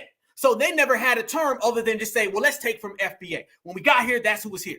But we know for a fact, family, that the United States government actually had to sue these people and tell them you have to stop being slave masters. They enslaved black people so damn long that the W had to go down and tell them to let us go. And then years later, they say, well, y'all can't actually get in. These black folks are nothing more, family, than POWs, prisoners of war. Yes, indeed. Listen to this. A lot of us know it, but this is going to completely drill home the point that not only did we create America, that these people not only enslaved us, they didn't only just steal our culture, they also never gave it up. When Rhonda Grayson was growing up in Oklahoma, summer visits to her grandparents' house meant time spent in the kitchen with her grandmother. Together, they cooked peach cobbler, traditional Black American native food. See, they're going to throw in native, okay? Poke salad, corn, yada, yada, yada, yada. Here we go. They say right here, I was nearly aware of my African ancestry, okay? I always knew we were Creek, okay? One of those Black Creek ancestors was Grayson's grandmother. I'm talking about grandmas don't lie, okay? For more than 40 years, Black Creek descendants like Rhonda have been fighting to regain citizenship in the Creek tribe because their lineage also harks back to the dark days of chattel slavery. These would-be members of the Creek Nation have been shut out. In a year marked by historic uprisings in support of Black people, these Black Native Americans say now is the time to acknowledge their rights. Check it out. The deep impact of the Dawes Act. Based on, in Oklahoma, the Creek Nation today has more than 86,000 enrolled citizens. It is one of the largest federal recognized tribes in the United States. The nation's land includes more than 70,000 square acres across Oklahoma, stretching from Tulsa to the North Canadian River at the southern edge. The Creek people descended from indigenous tribes who lived in the southeastern U.S. along with European colonization, but eventually those histories converged. Whoa, hold up. Let's break that all the way down, y'all. Let's break that down. Listen to the language and you have the answer right there on the table, family. They say clear as day. The two histories converged. Converged is also tethering. They tethered in. And they say that they were in the Southeast. Family, the Southeast, we just showed y'all, did not have any Mexicans that came through. They were all down towards the southern part of what we know in America. When we talk about Texas, we start talking about Arizona, we start talking about New Mexico, we start talking about small portions of California. That's where they were. There were not no Mexicans that were way out in Florida, way out in South Carolina. As a matter of fact, if you look at the population today, they're not heavy out here, okay? When you start talking about them, you start talking about the Puerto Ricans. You start talking about the Cubans. They're the ones out here. When you go west, that's when you see them. So when we say that these cultures converge, it really sounds more so like, family, they took these people, they $5 them up, they mixed them in with foundational Black Americans, they enslaved us, and they stole everything that was ours. How about that? How about a certified translation? You took everything that was ours and you converged. I said, family, that they were the original tethers. They literally just use the word that we can use the same as tether. They can merge the two different cultures, all right? They took our stuff. And we all know about the Maroons. We all know about the Maroons, family. Check out our brother Tariq Nasheed's movie, Maroons, if you ain't seen it. It breaks it all down. This is what we're saying. The evidence and the facts are ever present. We all know what happens. Foundational Black Americans in our community, we know the truth. We know the truth. No matter how much they deny, no matter how much they hide, no matter how much they try to run, we know what really went on. So when you start talking about it, you got to understand, I'm in the great state of Georgia right now. It used to be South Carolina with no Georgia and then Florida, all right? And we all know about the native foundational Black American indigenous people who were in Florida. And when you started to have the United States government and Andrew Jackson, the guy on the $20 bill, Andrew Jackson, the person where the name Jacksonville, Florida is after, Jacksonville, they sent him all the way down. Because they knew that the Black indigenous folks in Florida was mollywopping the supremacists. Yes, they were. And there was none of these POCs, none of these Pocahontas Disney movie folks. They were Black people. And what ended up happening? They sent the United States government because they were trying to colonize and go into Florida. That's why they created the state of Georgia. Yes, the state of Georgia, family, was actually created because they needed to have a proxy to go from South Carolina to Florida. That's why they created the state of Georgia. That's why they did it. So they created the state of Georgia, you guys, so they can actually go in and they could take this little, basically, path that they can go down there. Andrew Jackson, the first thing that he did, y'all, Andrew Jackson went back up and he said, these ain't the Pocahontas folks that we out here making treaties with who's selling out folks. These is black folks. He didn't call them black folks, though. He said, these are not the folks that people are trying to say. These are the same folks we encountered when we hopped off them boats. These are the same folks that we see everywhere we go. These are the same folks that we see circumventing the planet. These aren't no red Indians down there. These are some real maroons, some real certifieds. These folks ain't playing. These are some military folks, brothers and sisters. They are sticking together and they are giving us the work. So they went back to the table and they said, well, tell you what, y'all, let's create the state of Georgia, my home. They said, let's create Georgia. And this is when they created Georgia. And this is when they created the proxy. What is the city of Jacksonville? It is what? Jacksonville is on the Florida-Georgia line. Jacksonville named after Andrew Jackson, the man who was sent down so he could try to conquer Florida and was getting their asses whooped by the Maroons. Now, let's tell this story. Don't we always hear about the Trail of Tears? We always hear about the Trail of Tears, right? The Trail of Tears, and they just took all the people. The dominant society and the supremacists did what they always do. What do, family? The dominant society, they take a bunch of pictures and they start erasing things. See, an erasure is nothing without an eraser. They love to use the eraser. See, the dominant society will use the actual pencil to write BS and rewrite stories, and then they'll use the eraser to erase the real stories. So when we hear about the Trail of Tears, and everybody talks about, oh, the Trail of Tears, what did they do, y'all?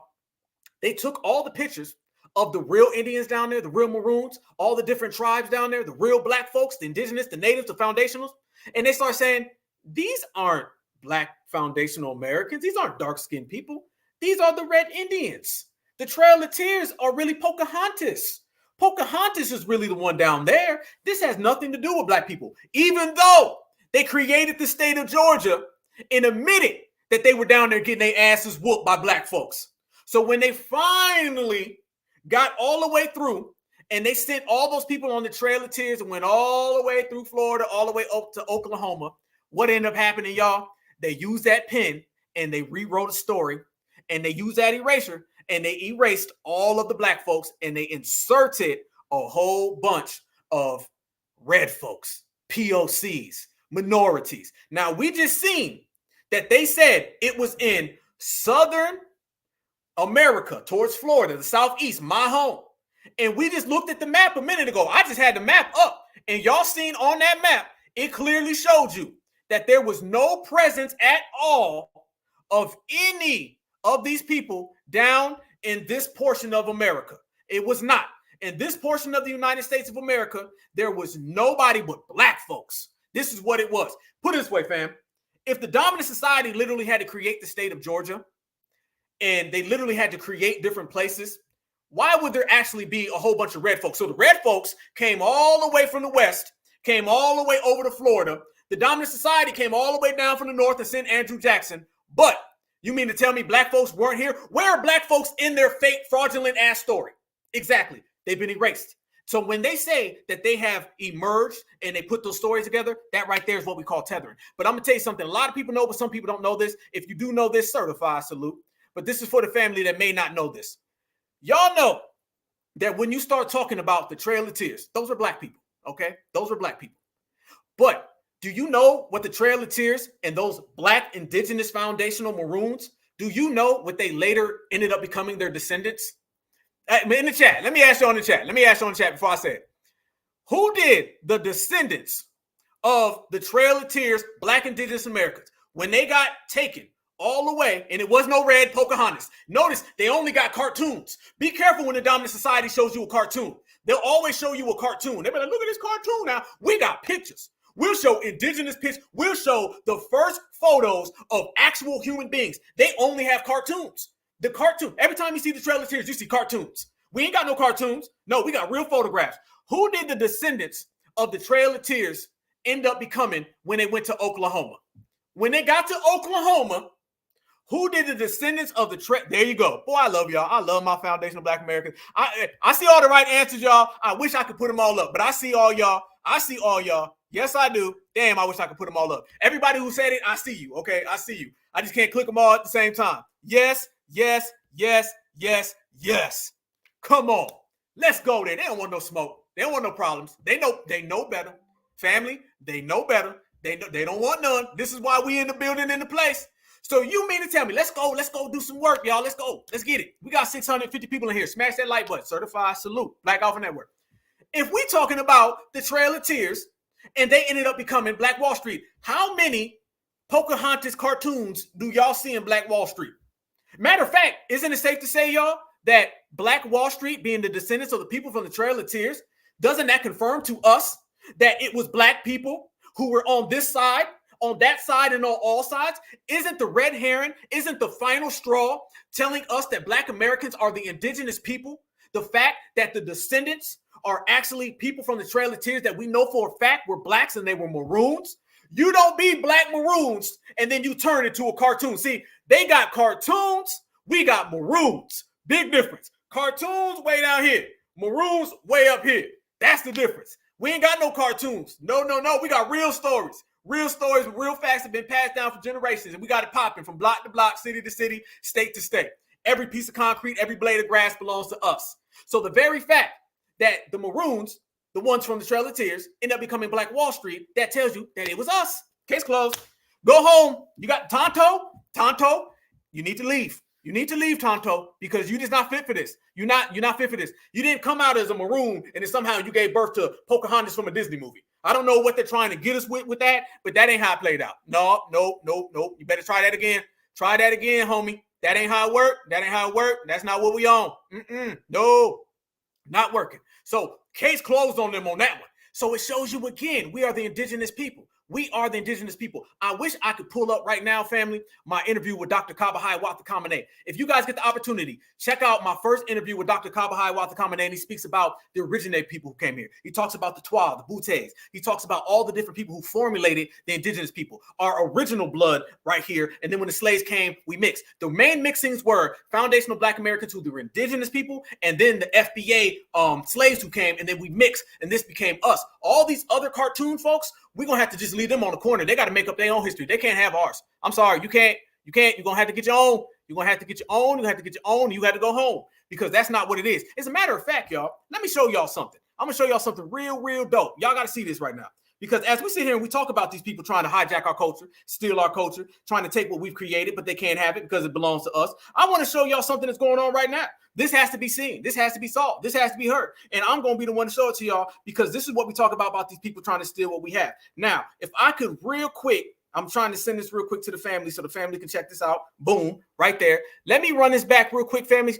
So when we start talking about that, now, the Native Americans that we were just seeing, where they're trying to deny us our actual reparations, all of those tribes, those 5 civilized, and they got all their reparations, didn't they?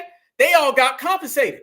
Let's talk about now how when you come around here and you start talking about you want some type of compensation, let's talk about how they have been compensated. Let's talk about how the government has provided for them. Let's talk about how foundational Black Americans' reparation claim belong to foundational Black Americans, nobody else. Oh, we're going to break that all the way down.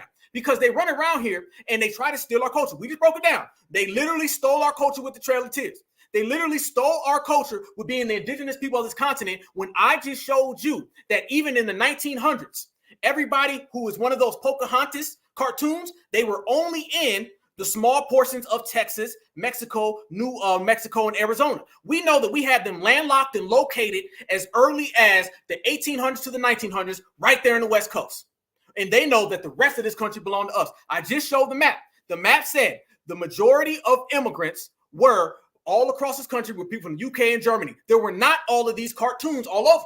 And Black Americans were the ones who were the originals. So we know that they were landlocked on the West. We know that they were not out here on the East Coast. Cool. We know that we are the originators from the Trail of Tears and the Maroons. We know that that ended up becoming Black Wall Street. By the way, the same Black Wall Street that just got denied reparations. Isn't it funny that they'll give reparations to the Trail of Tears when the people from the Trail of Tears are the people from Black Wall Street?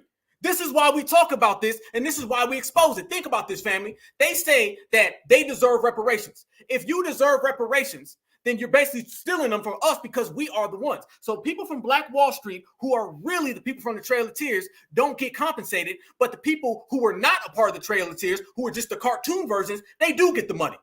Make it make sense. It makes none. This is why we on them, y'all. This is why we on them. They just denied reparations for everybody in Black Wall Street, but yet they give reparations to people from the Trail of Tears and all these other tribes who get free college, free tuition, and everything, all of the above. Don't let these people talk about how we need to get our money. You had your money. You've gotten it all. Now, don't get mad at us because you spend it on liquor and you waste it, okay? So when we start talking about them, not only that, but like we were just reading, in that story that I was reading with that lady, Rhonda Grayson, family, everyone knows that right now they broke every single treaty and they kicked out all the Black Americans. All the Black Americans, okay, that had their tribes and their indigenous status stolen from them, they're trying to get reparations right now from them same Indian tribes, and them Indian tribes are just kicking them out.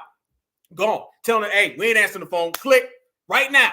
Right now. So you have the cartoons are saying that they want reparations, but yet they're denying reparations access from their actual reservation to the real Black Americans. This is what happens. They replaced the Black Americans who they enslaved and kicked them out. It's funny how when it came to slavery, they wanted every Black person on their reservation. But when it came to compensation, they kicked them all out and want them off the reservation. And in the meantime, in between time, they were still in our culture. This is a damn shame. Look at what's going on right here, right now, family. We're going to do some G-checking and some regulating because that's just the way we do it. That's the Black Alpha way. Family, look at that right there. This is, let me make it big for the fam. This right here is the second part 2 National Reparations Convention. Do y'all remember the first National Reparations Convention? If you don't remember the first National Reparations Convention, let me tell you what it was. The first one was the one that I attended out there in Atlanta, and me and our brother Afro Elite crashed the whole place.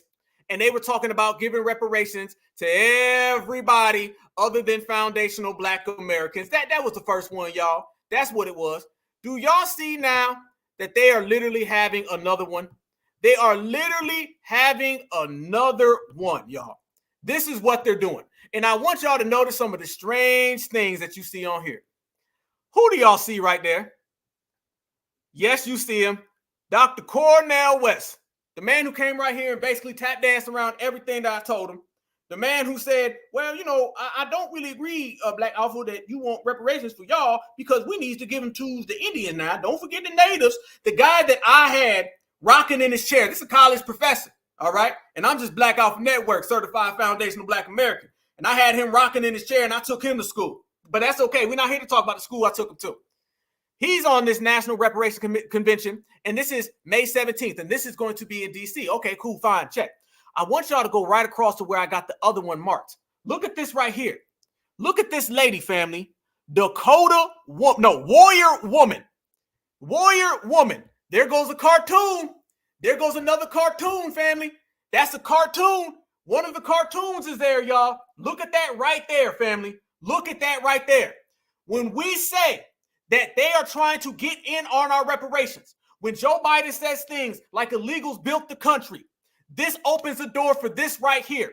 That first fake Selena that I played earlier, who was saying that they deserve reparations, all of those little cholo dudes who were saying they deserve reparations, when Joe Biden says they deserve reparations, and now you got people having conventions and committees like this, and they got somebody named Warrior Woman who represents a cartoon Indian tribe, and they are going to sit in on the panel, y'all. This is what we talk about when we talk about them trying to hijack our reparations claim, y'all. That's some straight up clown, you know what. This is what we speaking on, y'all. So look at that right there. And that goes to show you what I'm talking about when I say that foundational Black Americans are on code. You're not going for that. No. This is the difference between the two of them. They want to get in on our reparations, and now they're literally bringing in Warrior Woman, all right?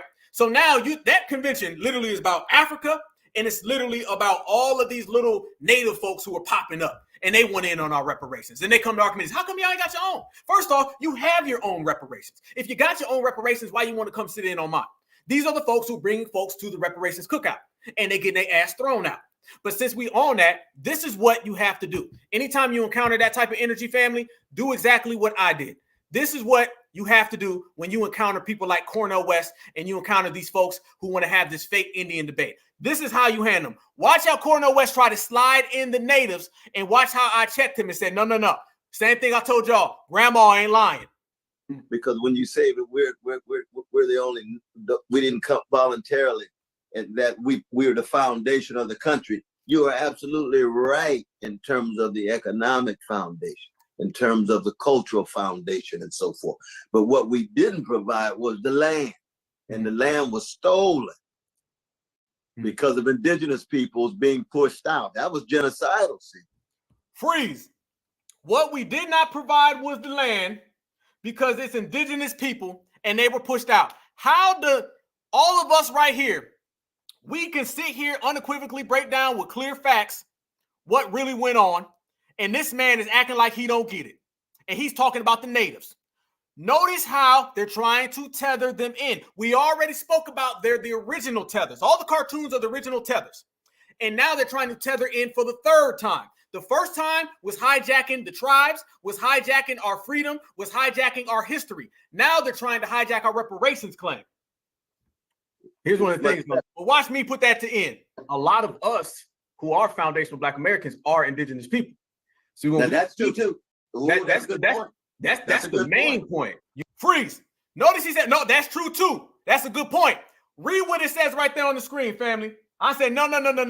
That's the main point. Don't ever let somebody say, oh, you made a good point, because that's giving the notion that one thing you said was true and not everything. No, that's the main point. Ain't no, hold on now. Watch him, y'all. That's a good point now. You make a good point now, Mr. Black Alpha Man. No, I make a good point. That's the main point. So that's true too. That's the main point. You know, we are, in terms of foundational Black Americans, indigenous, native, and we came in the slave trade. When the slave trade came, that was about the third wave of us. The indigenous people that we speak of, they typically give us the red Indian, more of the Pocahontas look. But here's the kicker. There's Black Native Americans, and you can go down to Louisiana, Mississippi right now. That's why we all grew up as Black people, and we were all told that we had Indian. Look at him go, oh. He goes, oh, man, I didn't understand now. Woo, now. Yeah, this is what happens when you get that cooking. Let me tell you something. When you're certified, I don't give a damn if you're a professor. I don't give a damn if you got 30 degrees on your wall. You're going to have to come to our classroom. You're going to have to come to our playground. You're going to have to go in our yard. And we control all of this. This is what you call an intellectual ass kicking in us. Grandma wasn't lying. Great-grandpa weren't lying. They ended up really getting our sole political identity. In terms of them, they've also had reparations, multiple ones, free college, school, tuition, reservations. I've been on reservations. They've been served based on their native indigenous status. We've been ignored and denied based on our original indigenous status. So this is why we take the term foundational. Oh, I see. Native, indigenous, the slave trade, all across the board. Our blood on this soil is pure as day. And this is why we are saying foundational Black American, because we're letting everybody know there's 3, 4, 5 waves of us. But we are here today, and we coming to get the check. Dr. Martin Luther King said it best. They always tell us about when Dr. Martin Luther King said he had a dream. Well, his dream has been clear that he also said, we're going to Washington and we're coming to get our check. Foundational Black Americans, Dr. Martin Luther King, who's a foundational Black American, we all agree that we are coming to get our check, and this era is strong.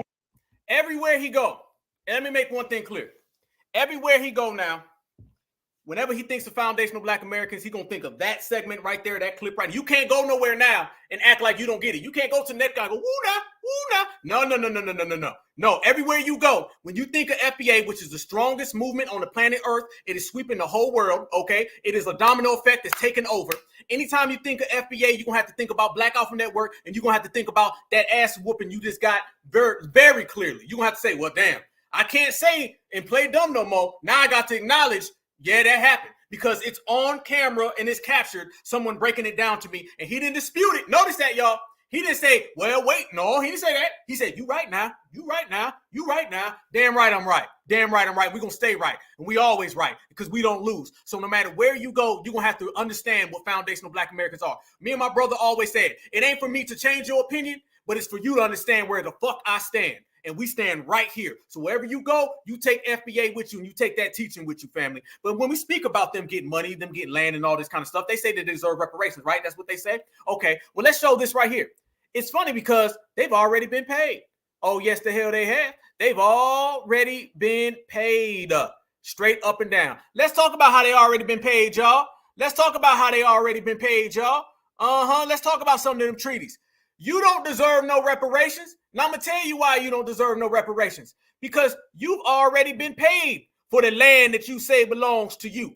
All the stuff that you say is yours. They say that the land is theirs. They say it belongs to them. Well, if it belongs to them, let's talk about how they've been paid. See, family, they thought they was just going to say something, and they didn't know that we was going to do something.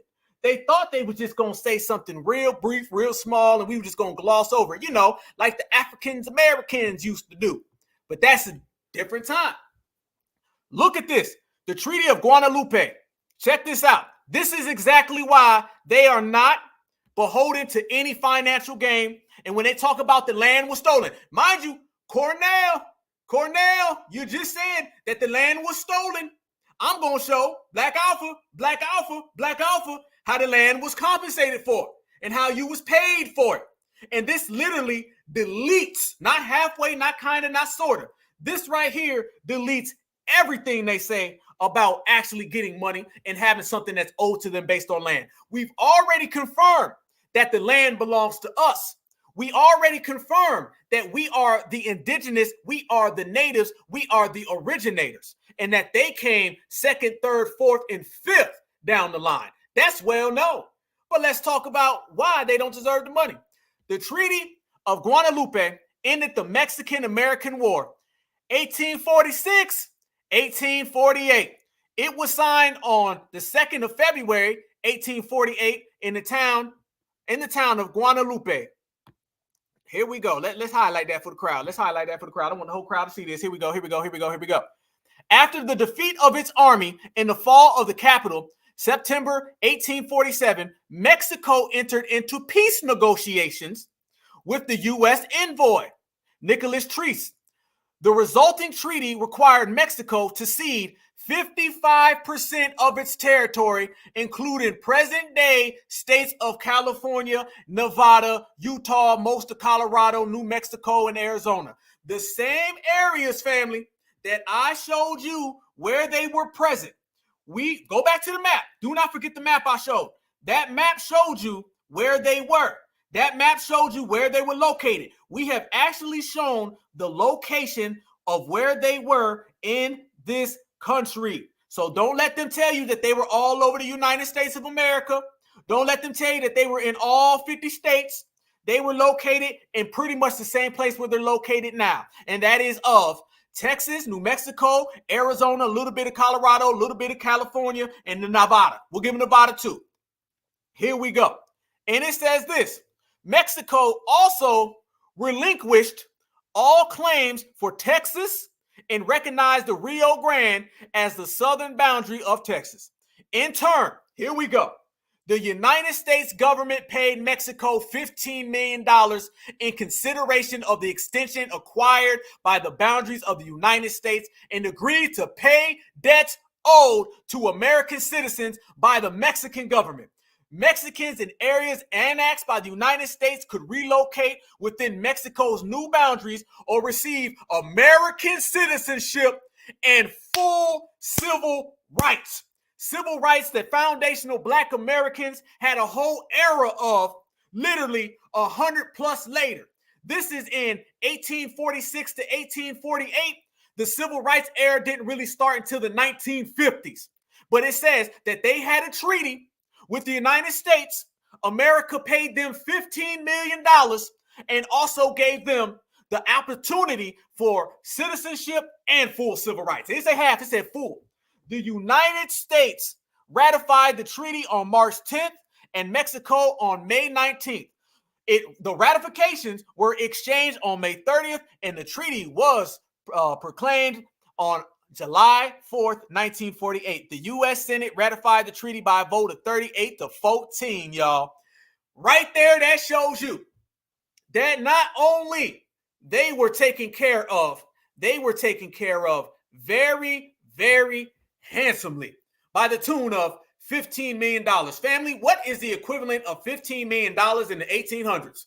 What is that, like $1 trillion now? Put it this way, $15 million in the 1800s is far, far more than the trillions of dollars that we deserve in reparations today.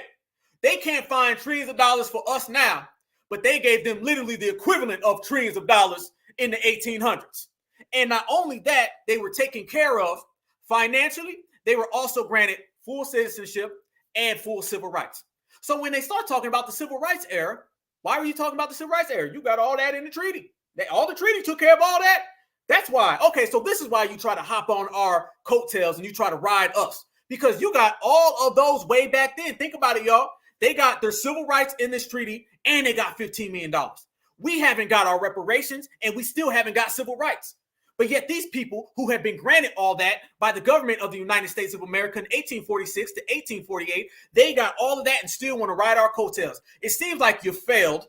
Seems like you thought that you were doing something. You took the bag and you gave it away. Ain't no reparations for you. Ain't no reparations for you. And you can't come to our reparations convention. Hell to the no, no, no. You can't come to our reparations conventions, committees, rallies, marches, walking down the damn street. You can't get nothing because you had your bag, you had your money. Now, let me say this.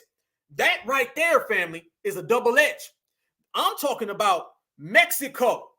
I'm not talking about all the other Indian tribes, the cartoons that ended up getting all of their reparations. Those are two different groups. So you're talking about two different groups who were actually compensated by the United States government.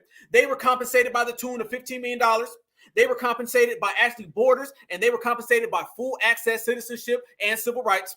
And then all the cartoon maroons, the fake us, they were compensated by reservations. They were compensated by free education. They can go to college. They got all of these things, casinos and everything. So what you see is that the United States government has compensated all of these people. And the land that you say is your land originally is our land originally. So now we got to ask the question, what the hell have you done? What the hell have you created? What the hell are you talking about?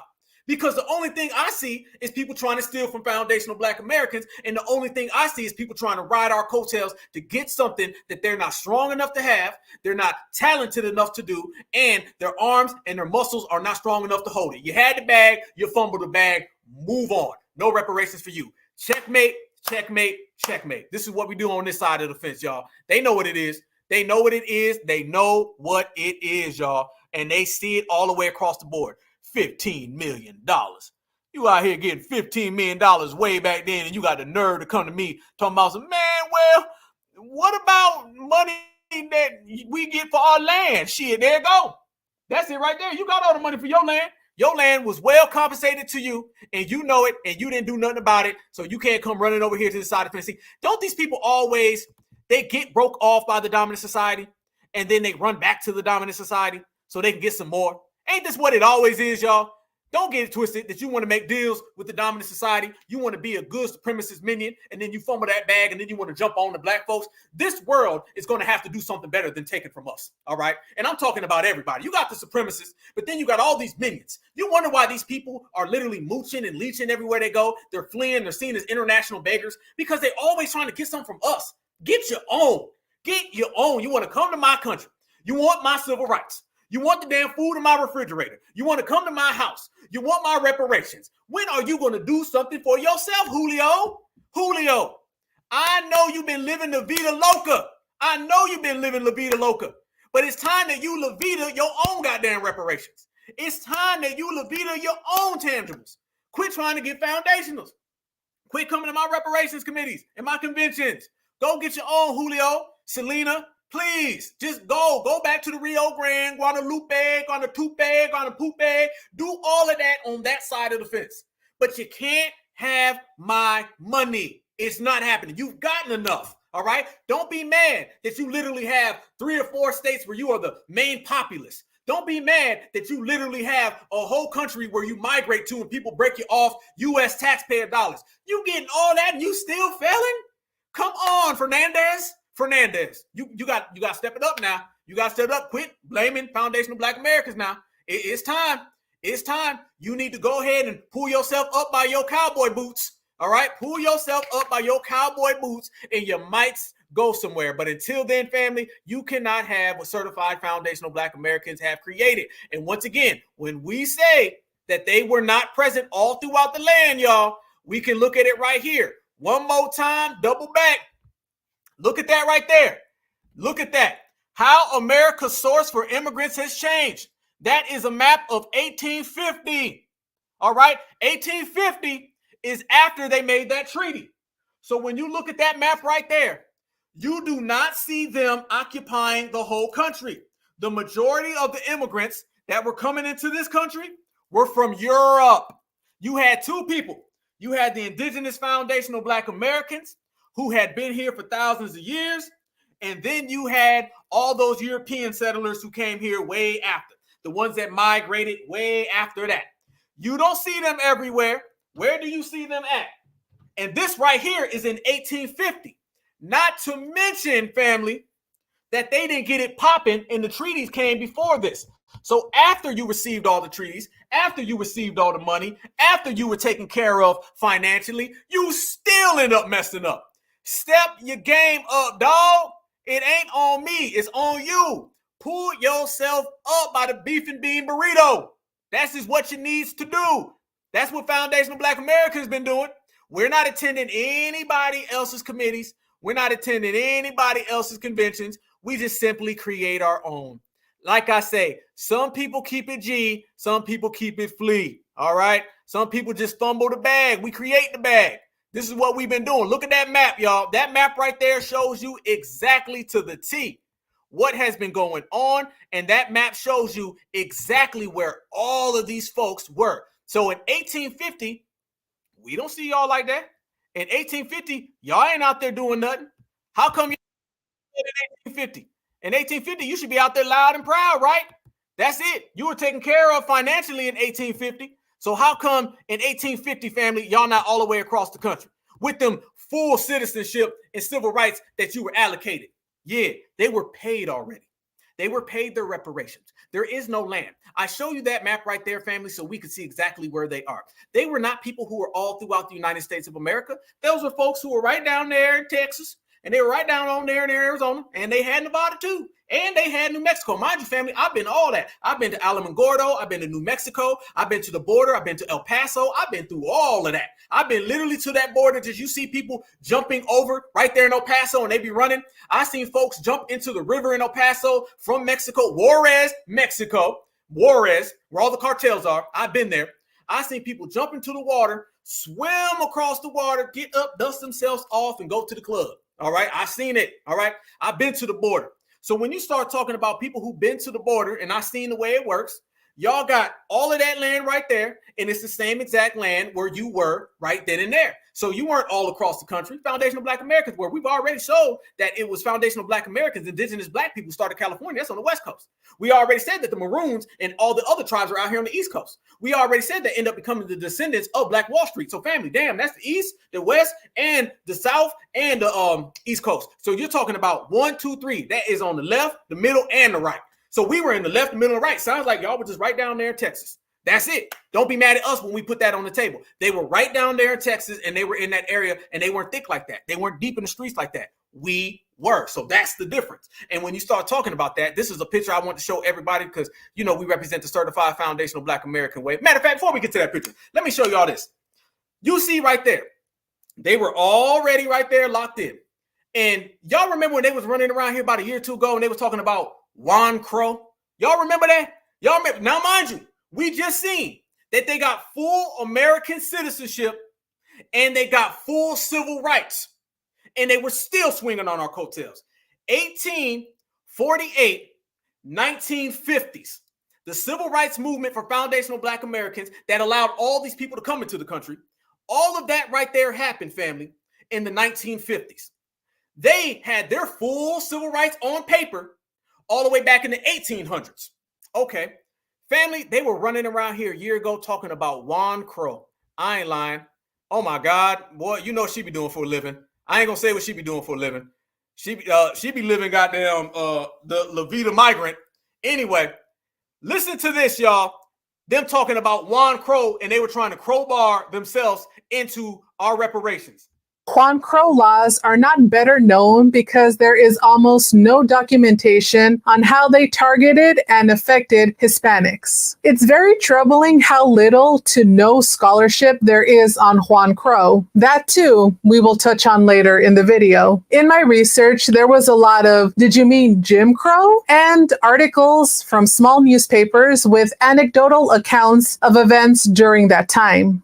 Juan Crow laws are not better known because there is almost no documentation. Stop. Listen to what she just said. First off, ain't no goddamn Juan Crow. Juan Crow. Man, family, these people are desperate. They will say and do anything to eat off of our plate. Juan Crow. Man, that's Juan Crow bar into foundational Black American business and affairs. That's what that is, y'all. Juan Crow. We done heard it all. Notice how she started off. She started off telling you she lying. She started off and said, now, there ain't no documentation for this now, but just listen to me. No, we ain't listening. You better come up here with receipts. Foundational Black Americans got all these damn receipts, and she gonna start off talking about something. I know you never heard of this, but I just want to tell you really quick, if you give me a chance. Juan Crow, no, it's not documented. No, we don't have none. Didn't I say, family, they ain't got no pictures or anything to prove their point? Did we say that? Did we say they can't show no pictures, no evidence, no nothing? Only thing they can show us is the Trail of Tears with a cartoon. But yet we actually have genetics. We actually have stories. And we have generational accounts for what occurred. They ain't got nothing. She talking about Juan Crow. Family, let's talk about Jim Crow. Jim Crow, we all know about it. Okay, Jim Crow right there in our family. Jim Crow ain't even that long ago. She talking about Juan Crow. Family, I'd have heard it all. I'd have heard it all. I'm telling you. When you start talking about Juan Crow, you know you desperate. You desperate, you desperate, you desperate. That's exactly what it is. So, family, let's get this straight. Because, we got to, keep things in order. We got some counts, right? So, we have Juan Crow. We have the cartoon Trail of Tears. That's two right there, all right? We have a treaty in the 1800s where you received reparations in the form of $15 million. And on top of that, you got full American citizenship. And on top of that, you got your full civil rights 100 years before we did. And then on top of that, you have they enslaved us. That's talking about the other tribes. You stole our tribes. And amongst all of that, you have no photographic images, no photographic evidence that you are the original people in this country. But yet you had all the people saying, we deserve reparations. And yet you had Joe Biden saying illegals built America. Can we take it back to Jim Crow Joe? Let's talk about Juan Crow Joe, all right? Juan Crow Joe just 3 days ago said, we came in chains and they came as immigrants and illegals built America. And what we've showed right here on this Black Alpha Network is that no, you did not build America. Foundational Black Americans did. And you have no factual or evidentiary statements or pictures included that can prove any of your points. She started off just telling us she was lying. And she know goddamn well she was lying. And watch what she says right here. On how they targeted and affected Hispanics. It's very troubling how little to no scholarship there is on Juan Crow. That too, we will touch on later in the video. In my research, there was a lot of, did you mean Jim Crow? And in your research, she said it's funny how there's no scholars who talk about it because you ain't got none because it never happened. Family, if somebody came to you right now and they said, I can't prove I got $1 million, but I just want you to go ahead and write a check for me. No, I can't prove I am who I say I am, but I want you to just go ahead and believe me. Listen to this. And this is what she wrote, y'all. It says, for example, my grandma told me that when she was younger, Mexicans were often sitting next to African Americans on buses and sharing the same bathrooms and water fountains. My grandma also told me the Anglos were screaming the terrible N-word at African Americans, and they were also screaming at us, Mexican Americans. Mexican immigrants in Texas, sadly, Mexican and African Americans face a lot of the same discrimination. Police, get the hell out of here. Police, them stories don't account. Let me tell you something. Yeah, those words were being said. Oh, yeah, they were getting thrown around. But let me tell you this. When the dominant society was saying that to us, they were saying it at the same time in the same place because that's what a minion does. And they doing the same exact thing today. The same exact way that they were throwing around that term is the same exact way the dominant society does. Y'all weren't separate standing next to us. Y'all were saying it with them. They were both saying that to foundational Black Americans. Let's keep it a buck. Let's keep it 155 in the third. When they were saying all those things about FBA, they were sitting there cheering along. All of the POCs, they said the same exact thing. The history about the way that they have always viewed foundational Black Americans is not a secret. Every FBA on the face of this earth knows about the anti-Black racism that is practiced by all of them. As a matter of fact, they practice anti-Black racism on their own people. Go down there and be a dark-skinned one of them, and they're going to get treated and talked about the same way. You wasn't hanging out with Black folks. No, you weren't. Now look at the next little clip. And by the way, look at this. All of this is according to the Immigration Coalition. This is no scholar. This is no bipartisan group. This is somebody who would be in the best interest to say that they're mixed with us. These people are so desperate, they're willing to mix their culture next to ours so they can get some trinkets that belong to us. This is the logic that we don't really understand because this is a behavior that we don't participate in. We don't practice tethering. We don't practice blending. We don't practice theft of one else's culture. We just make our own, but they don't. They do the same exact thing. Articles from small newspapers with anecdotes. She said, only thing she could find was articles from small newspapers. Look at this one. My father, who spoke very good English. Miss, why aren't you being served? A waitress said, and it became clear he didn't serve us because we were PLCs. So they had to get up and leave, even though the restaurant didn't have a sign that said, stand outside. I want y'all to notice this. Oh, we about to get it. No dogs allowed in this restaurant is what they said. I want y'all to check game on this one. Okay. That's what they're saying. So basically, she's saying Juan Crow was basically just a ripoff of Jim Crow. She sat there. She watched every single civil rights documentary. She studied every single Black American that went through the civil rights era, Jim Crow, and all the Black codes. And then she concocted and crafted her own fake version of our stories. That's what she did, right? Okay, cool. Got it. Checkmate. She came up with her own fake version of our stories. She sat there and examined. I'm telling y'all, these people watch us. They sit there and go, they be doing that Cornel West walk. You know that Cornel West rock when Black Alpha be given to him. Oh, yep, not true now. She was doing that. She said, oh, Martin Luther King said that. Let me write that down. Oh, Malcolm X said that. Let me write that down. Oh, the Black folks in the civil rights era that having dogs sitting on them. Oh, let me say that. And then let me take that eraser and let me put in Juan Crow. I told you, all they do is just change names. They just changed names, family. They took foundational and indigenous Black Americans and they just said Native Black Americans. And then they just took out the Black and they said Native Americans, Indians. Now they say, let's take Jim Crow and let's turn it into Juan Crow. Cool, got it. Juan Crow, okay, cool. Listen to this. She just sat there and said how all of that happened, right? And how they was treated so bad and so unfair. She said it was, just so terrible and they couldn't do nothing and all that. All right. We're about to prove how one of her own people actually disagreed. Watch this right here, family. So while Juan Crow was going on and all that lady could do was find a couple articles, she said she found some articles in small newspapers. Yeah, good one. Okay, well, if that's the case, check this out right here, you guys.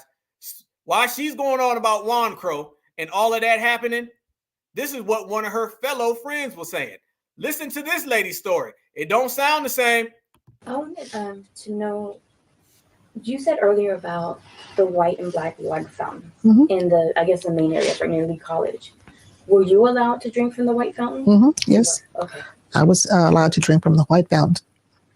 Freeze! Wait a minute. Listen what she just said. Were you allowed to drink from the white faucet? Yes. Were you allowed to drink from the white fountain? Yes. Were you allowed to be next to all the dominant society? Yes. What happened to Juan Crow? Juan Crow disappeared like that 2 seconds. Just a minute ago, we had the overrate Selena, and she was saying that Juan Crow was so bad. Juan Crow had him getting treated like us. We all's Blacks, we all's Browns, we all's people of color.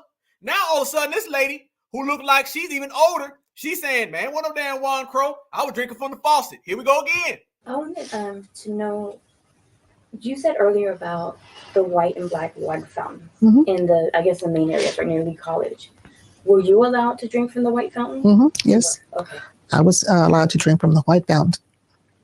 And even though you're allowed to drink from the white fountain, and in the theater, were you allowed to sit alongside whites, or did y'all have to sit behind whites in the theater? I don't remember having to sit behind whites. I think we probably had We always kind of sat in the middle. You have a favorite place that you like to sit, but I don't remember anybody ever telling me I needed to sit further back or in another area. No, but I do remember it happening with the blacks. Wait a minute. Hold up.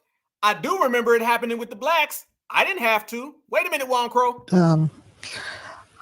We always kind of sat in the middle. You have a favorite place that you like to sit, but I don't remember anybody ever telling me I needed to sit further back or in another area. No, but I do remember it happening with the blacks. And even though you were able to drink from the water fountains and sit next to whites, did you feel that you had the same privileges of whites in the city? When I was a kid, I didn't think that there was segregation, first of all.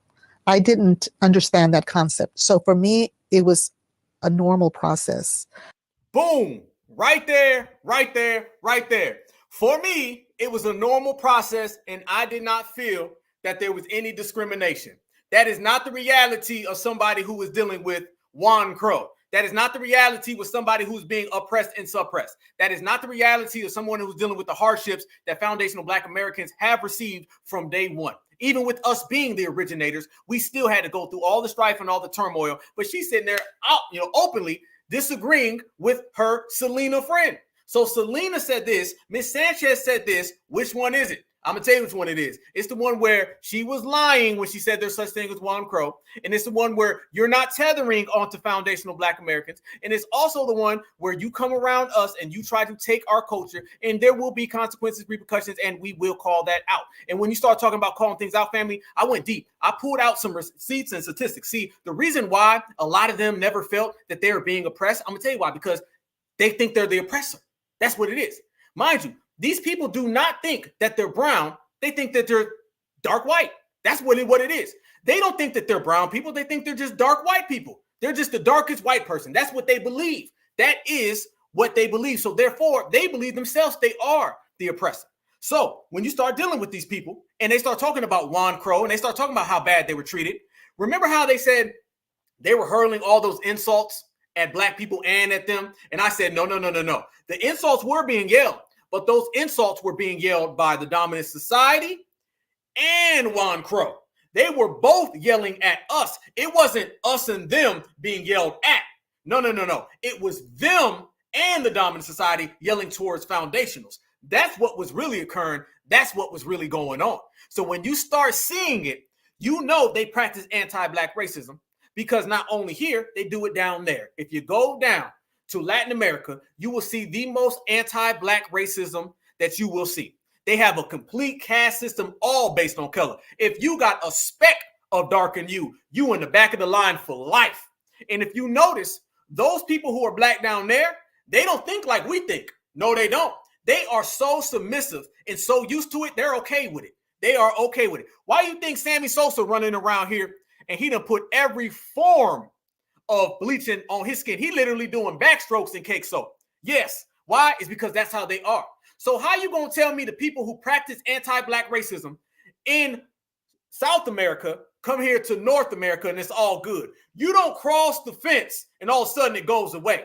They practice anti-Black racism on their own people in their own land. And then when they come here, they practice it on us. So yes, it was all the PLCs and all the dominant society, and they were teaming up to come after foundational Black Americans. That's the way it's always been. They are anti-Black where they're from, and then they're anti-Black where we're from. Only difference is when they encounter us, they dealing with a whole different type of person, because we don't play them games like them folks down there. Every single group who comes here to the United States of America, they all get a culture shock. I'm going to tell you what the culture shock is. They are culturally shocked that they finally encountered Black people who don't play that. They encounter Black folks who ain't going for the games.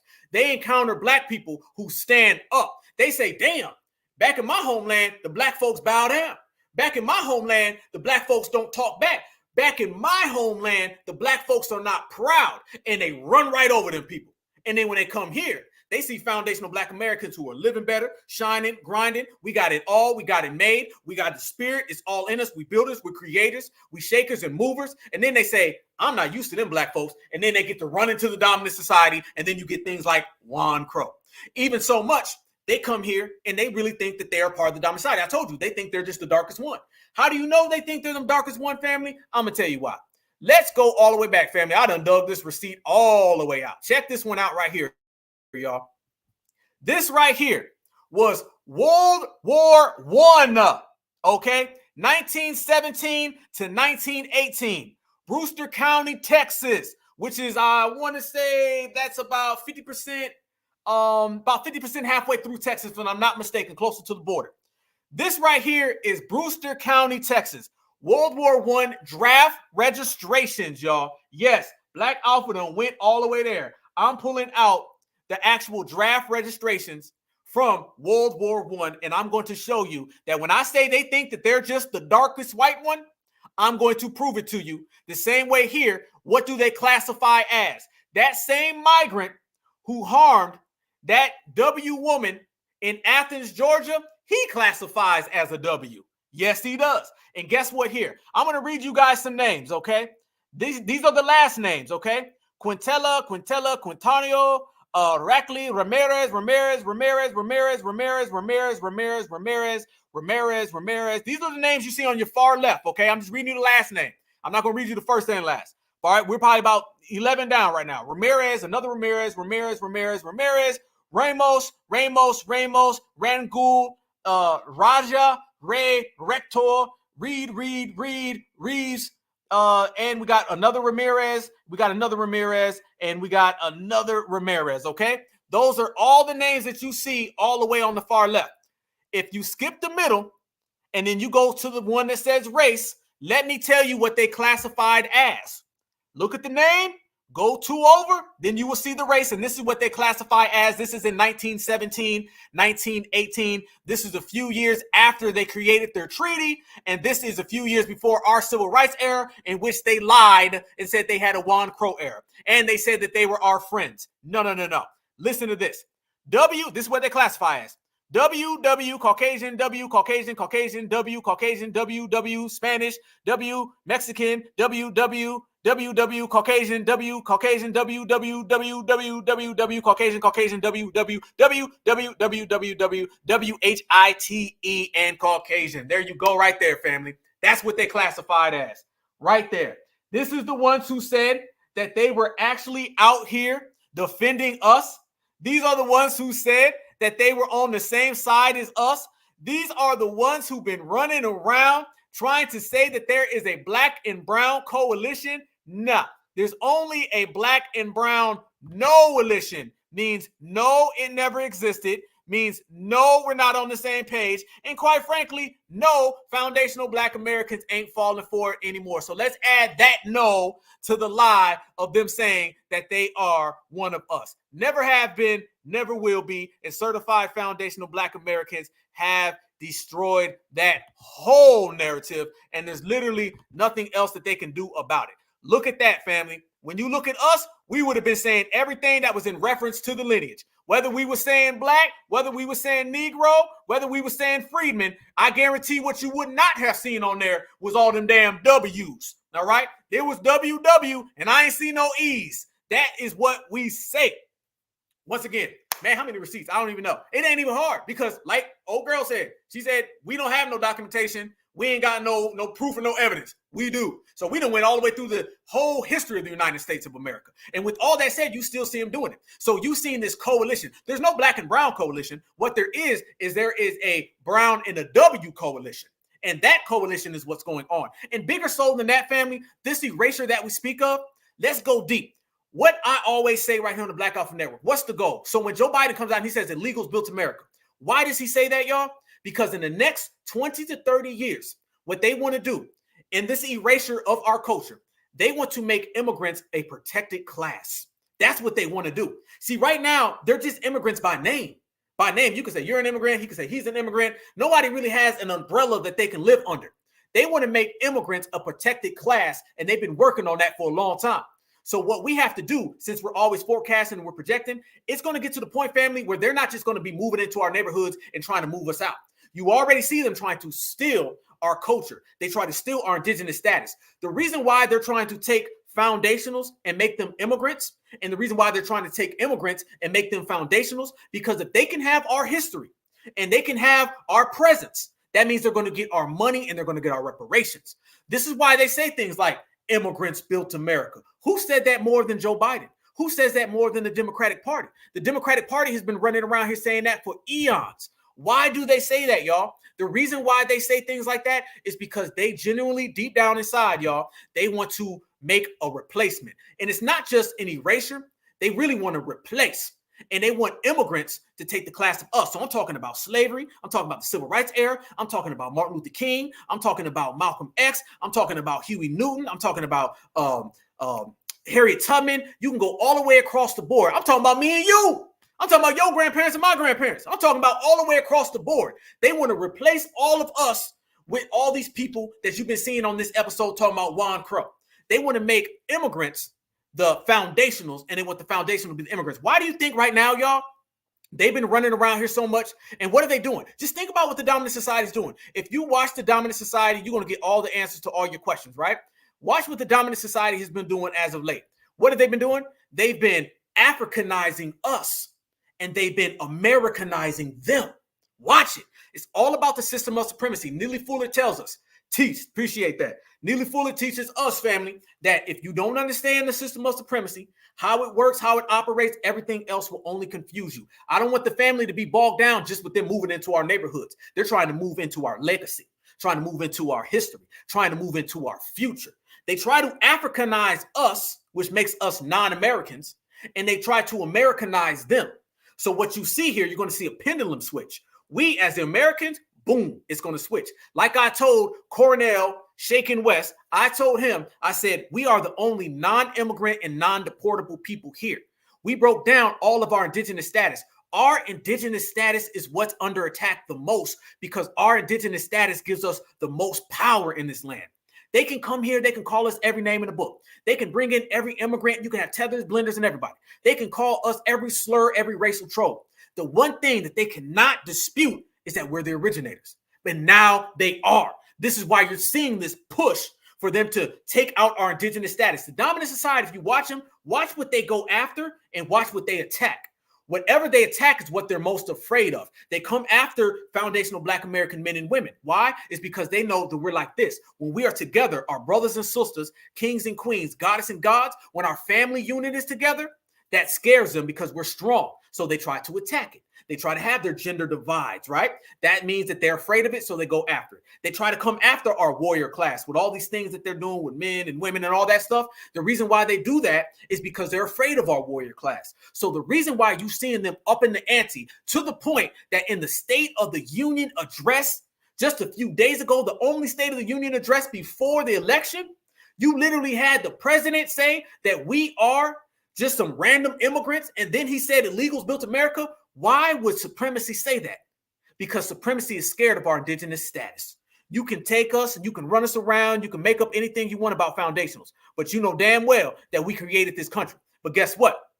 If it's believed that we did not create this country, then they can say, y'all don't deserve reparations no more. See, the reparations movement's got everybody scared. I broke it down last week. I said, notice when we got on code, all of a sudden you start seeing a migrant crisis. There was no migrant crisis. Bill Clinton called them illegal aliens. Barack Obama said he wants to close the border. Trust and believe. All of a sudden now, you got this migrant crisis. Why you got this migrant crisis now, family? The reason why you got a migrant crisis is because you got a reparations crisis for them. So they said, no. You think the dominant society is just letting any Joe Smoke come into this country? Like out of nowhere? You really think the dominant society wants to give these people all these things? Anytime you see the dominant society being friendly to somebody else, they're using that somebody else against us. They're giving these people all these monies, all these benefits, and all these tangibles because they want to use that as a blockade to stop us. The migrant crisis is the dominant society's attempt to stop our reparations claim. That's what it is. The whole thing that we've got pushing right now has them so much against the ropes, they can't do nothing no more. They've remixed our names. We got rid of that. They say, okay, you're African-American. No, we're not. You PLC. No, you're not. Minorities. No, you're not. What else they got?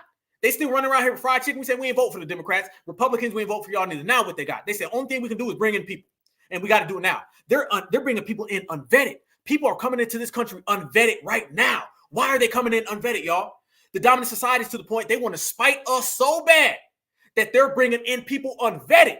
They want to spite us so bad that they're bringing in people and giving them a fortune. These are all things of a desperate system of supremacy that wants to come down on us. So we have been fighting back, and you got to look at immigration and reparations. I always say you can't separate the two of them. Reparations and immigration go hand in hand because they want to give the immigrants your reparations money. All right. So we have been stopping that, and we've been pushing back on it. So they're bringing in these people left and right to do so. Trust me, when the president says illegals built the country, he's doing that because we're getting closer to reparations money. The closer we get to the bag, the more you're going to see this stuff occur. That is a system of supremacy, and that's the way we break it down. We got to focus on that all the time, and it's a good job that we have been doing. So you're seeing this ante get popped up. Check this out right here, y'all. This is another thing. So as they try to Africanize us, go back to Africa. Go back to Africa. Juneteenth, they want to put us in African garbs, but yet they want to take this migrant and put him in an American flag. Us claiming our lineage got them scared. So now you're seeing this type of behavior going across the screen, family. And every time you see this, I want the family to realize, every time you see a migrant pop up, I want the family to know exactly why this is happening. Look at this right here. Look at Pitbull talking about immigrants built America. Crisis. Hold up. Here we go. Here we go. Here we go. Watch this right here, family. This proves the point. This country. As far as immigration, I mean, guys, we're in the United States of America, not the divided states of America. And what do I mean by that is, this country was built by immigrants. You know, if we're going to talk about the ones that were here first, then we got to talk about the Native Americans.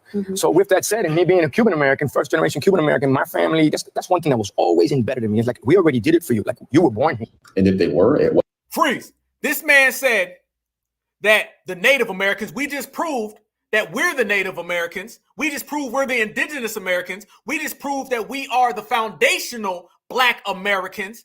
And they were no more than people who were located down in Southwest. We've proved that. And then he said it was embedded in him. He's from Cuba. What was embedded in him? Because he came here on a banana boat. This is what we're talking about. Why you think people like him and Fat Joe get all these platforms? The dominant society is doing that for a reason. Now watch this guy right here. This is one of the tap dancers they're going to run to. And he's going to try to say the same thing. Wasn't as aggressive and in your face as this. Now, aside from that, okay, in reality, slaves did not build America. Slaves played a part in building America, but slaves did not build America. And the way they're making this sound is as if slaves built America and everyone else just kind of piggybacked off what slaves did. That's not how it worked. We don't even talk about the settlers, the people who came up with the ideals and the foundations that America was built off of. That was not slaves. In addition to that, slaves have always been a minority of the population. So yes, Black labor has played a part in building a lot of things in the US and contributing to the US's success. But for the way they're saying it is if slaves built this country, no, slaves played a part in building America. And I think we need to be fair in how we assess what happened. We're going around doing, and plenty of Black people will say this, well, we built this country. No, we didn't. We played a part in building the country. And I feel like we're discrediting a lot of people who have also put in work to build America by saying we. This right here is a paid for. Look at him bucking his eyes. He bucking his eyes, y'all. This right here is one of them paid for ones. So they're sending out all of these Black folks, all these Democratic people. They were never having this conversation about who built this country until we start talking about reparations. Now, when you talk reparations, everybody got a claim. He's out here trying to cape for him too. This is only happening because reparations has him afraid. Built this country. It also seems like this episode, for example, is like. First of all, let's talk about immigrants. How the immigrants use the American system. Look at this now too, family. This is a European person, and he's on the same side as all the other ones. This is when I say they're trying to make immigration a class. Why are they trying to make it a class now? Because once immigrants become a political class, now they're actually in position to get the policies that belong to us.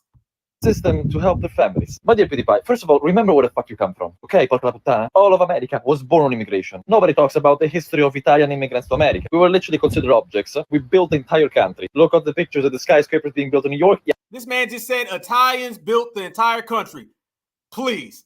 Sage, I know you in the house right now, brother, and I know you from New York City, and I know you shaking your head right now at that lie that man just told. Hell to the no. But this is where it goes. You just had the melanated guy saying that they built the country. You had the Cuban dude. Now you got the Italian guy saying it. Everybody's saying they built the country. I wonder why. Yeah, that was us, the Italians. But the same thing now is all with the Latino. Most of the construction workers in America are Latino, and they do exactly the same. They build your country, and then they send the money back to their families, because it is much more efficient for them to earn money in dollars and then send the money back, because that dollar can be used much more than the money that is used in South America. Look at Venezuela, look at Argentina, super inflation, losing money and everything. Use the US dollar and save your family. So are they using America? No, they're not. They're actually saving America, because none of the Americans want to do construction work. And I'm the perfect example. I buy old houses that nobody wants to buy and nobody wants to work on, because the average American is lazy. The average American American wants an office job, who wants to be sitting on a computer, do absolutely nothing, which, by the way, is more stressful than doing construction. And we, the people who actually want to get their hands dirty, fix up the houses that they need. Ever wonder why the home prices are doubling in the arch of 3 years? Because people are not building. Because You know what? There's so much wrong with this statement. I'm not even going to try to completely unpack it. All I will say.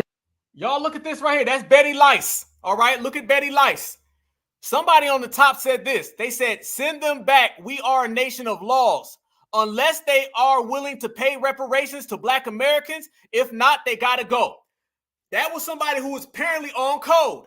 And what they said is that if immigrants are going to come to America, they better be paying reparations. And if not paying reparations, then they need to leave. And this W woman got so triggered by that, she hopped on TikTok to cuss this guy out. And she basically says, immigrants built America. Look at the top. Look at the title. Immigrants, reparations.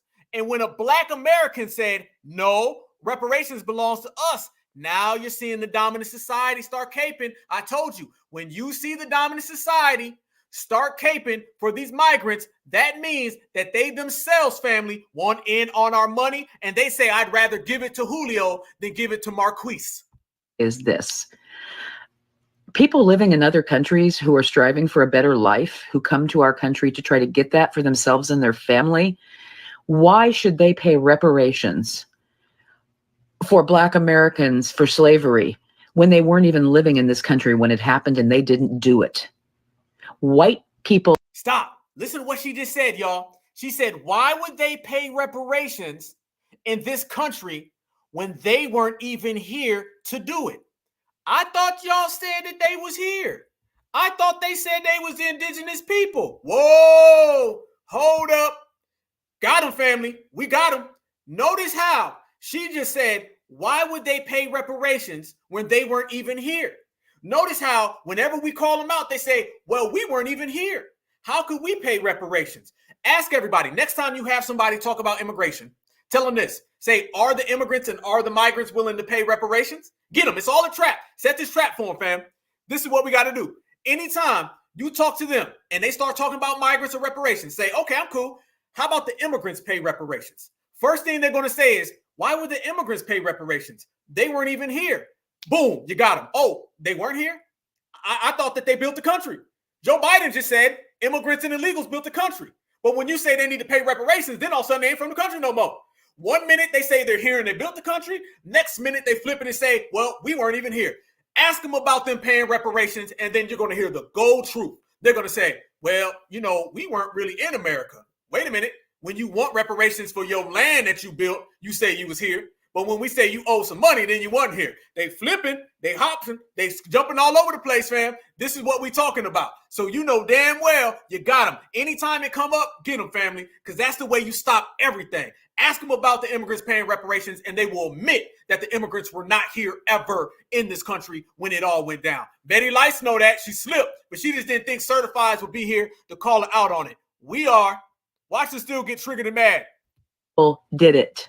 We're the ones that went to Africa and other places and dragged them over here and forced them into unpaid, unbearable servitude for generations.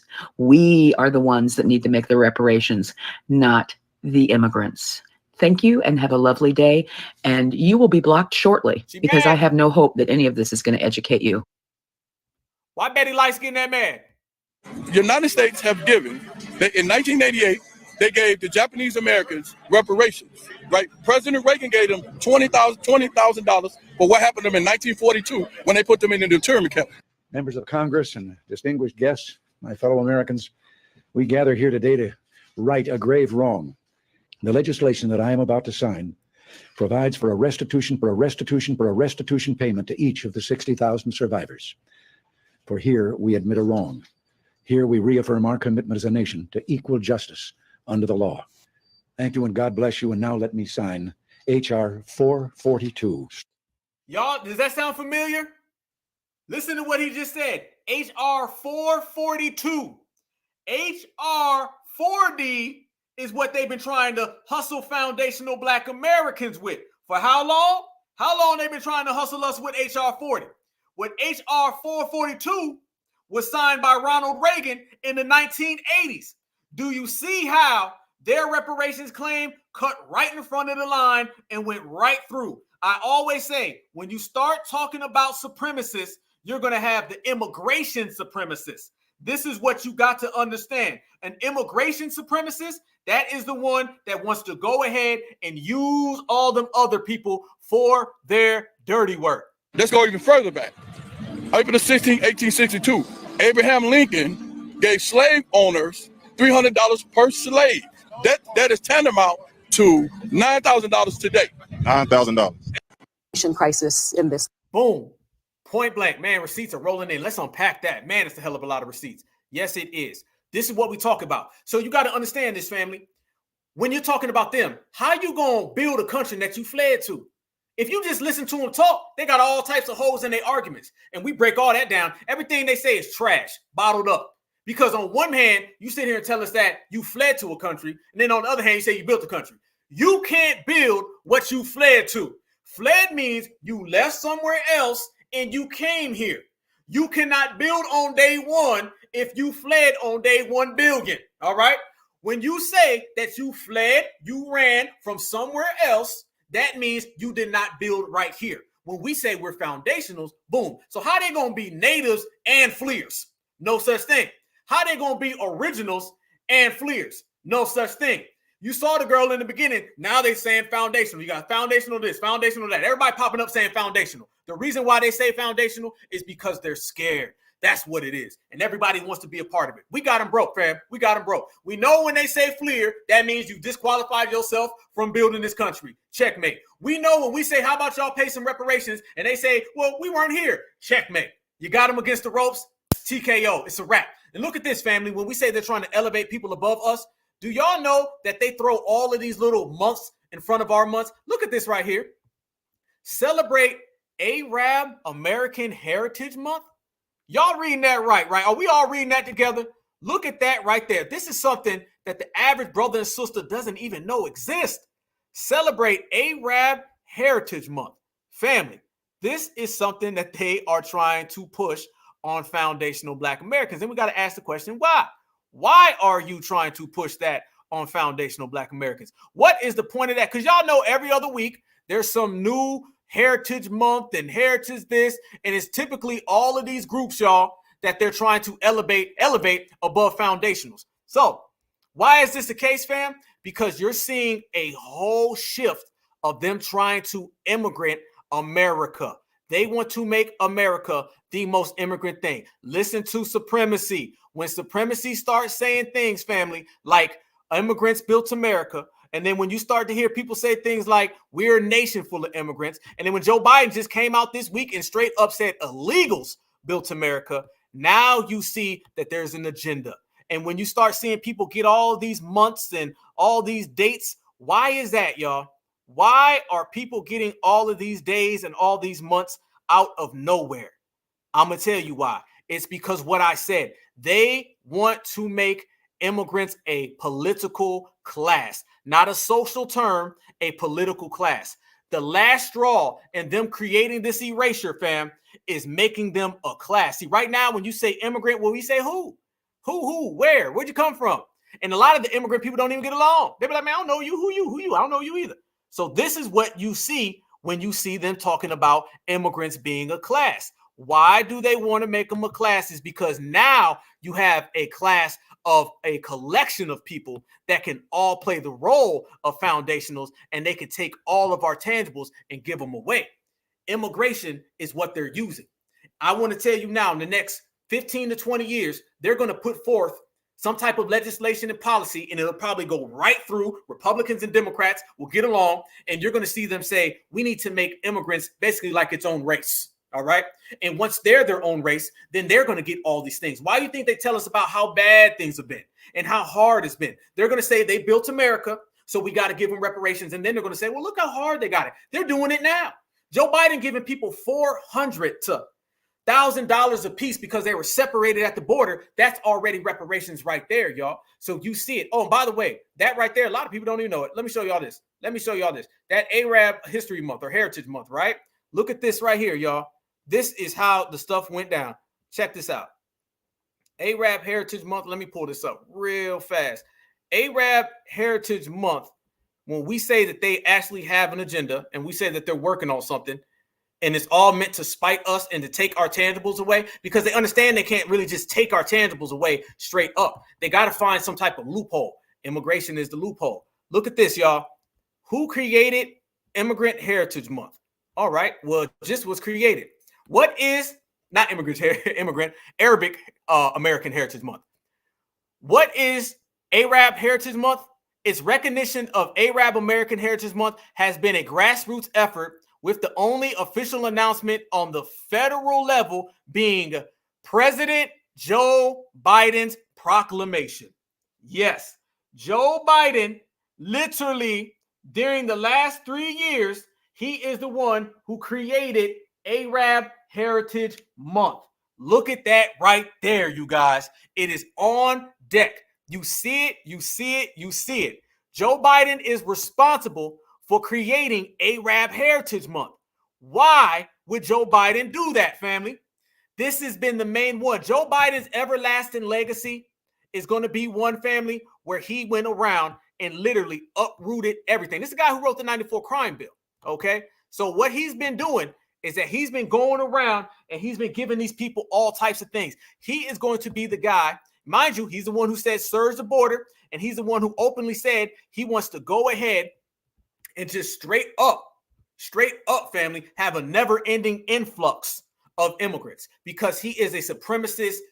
He is a supremacist immigrationist. You have a supremacist segregationist, and you also have a supremacist immigrationist. Those are two different things. The supremacist segregationist, he wants to just work with W's. The supremacist immigrationist, he wants to use brown folks to do the dirty work. Now they want to use the brown folks to get us out of the way. So you're talking about Immigrant Heritage Month. And when I say, you know, I got receipts. When I say, family, that they're trying to make immigration a political class, when I say they're trying to use it so they can elevate them and downplay us, oh, I got a massive receipt. Check this out. Black Alpha Network exclusive right here, you guys. This is a direct thing so you can see that immigrants are a protected class. Look at this right here, you guys. Here we go, here we go, here we go. This is a receipt I found that unequivocally proves that they're trying to make immigration its own political status. Immigration status discrimination. Yep. Check this out. This proves to you what supremacy is up to tomorrow. They're planting the seeds.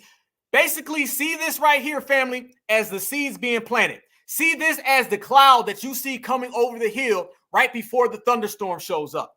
This is what it is. When I say they're trying to make immigration a political status, listen to this.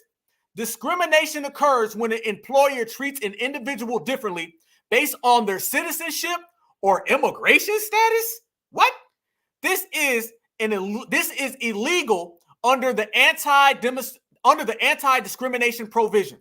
Hold on, let me highlight it for everybody. Let me put the highlight on it. Here we go. Family, you're going to see that they already have laws that should pertain to us. They trying to make them a class. This is illegal under the anti-discrimination provision of the Immigration and Nationality Act, the INA, the Immigration and Nationality Act, regardless of whether an individual is a U.S. citizen or not. Listen, whether the individual is a U.S. citizen or not, a permanent resident and an asylum seeker or refugee. However, some employer actions are not considered illegal discrimination, such as firing undocumented workers. After reviewing the information on this page, you may be interested in also reading about the National Original Discrimination. Family, I want you guys to look up Immigration and Nationality Act, the INA. This is what I'm talking about. This documentation is going to be the one that proves without a doubt that they are planting the seeds to make immigrants a class. You hear that all the time right here on the Black Alpha Network. Discrimination based on immigration or citizenship status occurs when an individual is treated differently in their employment because of their citizenship or immigration status. It is different from a national origin discrimination. Listen to that. See, if you say a national origin discrimination, that encompasses too many different people separately. But if you put them on an immigration status, it makes them under one umbrella, which is what I'm referring to. They want them to be this way. Listen further. They say because the characteristic of the discrimination is based on an individual's immigration status, rather or whether the individual, him or his ancestors came from another country. Both types of discrimination are against the law. Further, oh, we ain't done. Check this out. The only exception to this rule applies to permanent residents who do not apply for nationalized within 6 months of eligibility. Listen to that, family. This does not apply to people who are naturalized citizens. Meaning, if you are a naturalized citizen, you know, like a foundational, you don't get none of this. If you are an original person, you don't get none of this. This is exclusively for people who are under their citizen status being not determined by the United States government. Furthermore, similarity. Some actions by employers that might otherwise be considered illegal discrimination may be permissible if they are required by law, executive order, regulation, or government contact. For example, a government contractor may request additional paperwork for a security clearance if the government contract requires it. Now, this is going to be the main one right here, family. They're going to break it down one time. The Immigration Reform and Control Act is a federal law that protects individuals from employment discrimination based on immigration and citizen status. Family, we ain't got not near status that protects us. Listen to how many times you hear protected, but it gets worse. Check this out, y'all. Some examples. Oh, no. Y'all know we got to highlight that. Highlight it. Check this out. And I want you guys to type that in, that INA. Check this out, though. This is going to be it. Some examples of potentially unlawful immigration or citizen status discrimination include: you didn't get hired because your employee only hires U.S. citizens. So if you only hire a U.S. citizen and you don't hire someone who is illegal, that means that you are actually breaking the law. What that does is makes people hire illegals, which keeps illegal immigration going. And notice they're saying immigration, but that law right there pertains to illegals. An immigrant can be somebody who is a citizen, but they came here as an immigrant. This one is saying you didn't get hired because the employer only hires U.S. citizens. U.S. citizens. If you're saying you only hire U.S. citizens, that's saying that the other person is illegal. That is written for illegals, not just regular immigrants. By the way, the same illegals that Joe Biden said built America. Number two, you are a temporary resident with work authorization, but a company denies your employment because it doesn't want to deal with the hassle of filling out the appropriate paperwork. Family, how many times does brothers and sisters have a difficult time getting a job because they put us through every single hurdle and obstacle, and situations to where we can't get to the money because they say, no, you got to have that. Nope, you got to have that. No, you got to have that. Y'all remember Hurricane Katrina?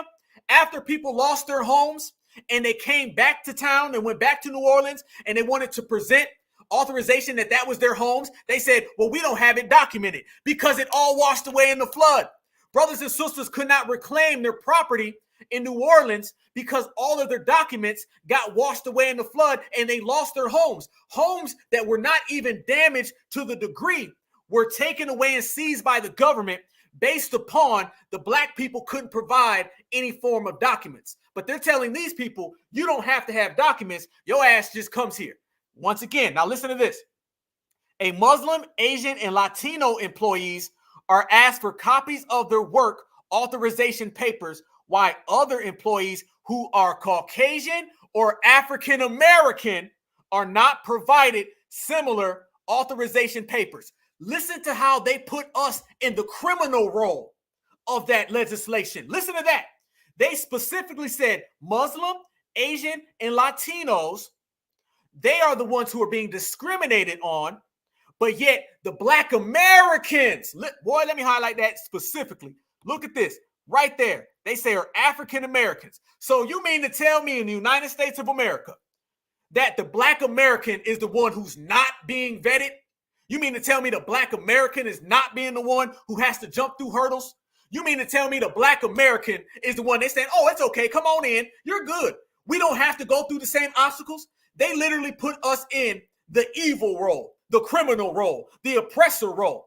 Like Black Americans aren't being vetted, but yet everybody else is. That's that same thing again of look how bad the blacks are and look how good everybody else is. Next one, Show your employer your driver's license and social security card, but your supervisor insists that you also show a copy of your green card.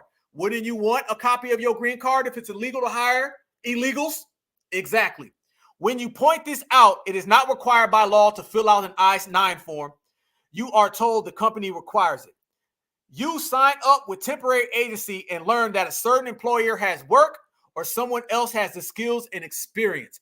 That right there, family, is setting it up to where they're going to use foundational Black Americans the same way we were used as the boogeyman for other people to get their little hate crime laws. They're going to use that and say, well, the Black Americans, they're not being vetted. They don't have a hard time. The Black man got the job. How come I can't have the job? 20 years from now, that IN Act that we're talking about is going to make the immigrants a protected class. That's why they're very, very precise with their verbiage, and they make sure to include all of them under one umbrella because they don't want just everybody to be scattered. They want them under one umbrella. And they're going to say, look how bad all those groups have it, why the Black Americans got it so bad. This is what we're talking about. So when the president of the United States of America says illegals built the country, he's meaning that based on the fact that they can put stuff like that in and they can pass it all the way through. So the INA is something else that's going on our list, as well as Miles for Migrants, as well as the IOM and all of these other little groups that we've been watching right here on the Black Alpha Network, Boots on the Ground, Grassroots. We've been watching all of these little subcommittees, all these little side projects, all these little legislation and policies that they've been implementing on the low, quietly at night. We're watching all of them because we see what's going to happen and we're calling it out. So by the time they get here, we'll be waiting on them, y'all. That's the way we do it. I say we always got a counter for it. We always have a counter for it, family. This is what we mean when we say that they're trying to make immigration a protected class, and more so than that, they're trying to make them a status. And then you want to have articles too, family, that just straight up say it. That was one where they was breaking it down. Look at this one right here. Look at this one right here. I'm just going to put this straight to the thing. Is immigration status a protected class? Yes. I can read that all damn day long, family, but it's going to say the same exact thing right there. Look at that right there. They ain't even trying to hide it in this one.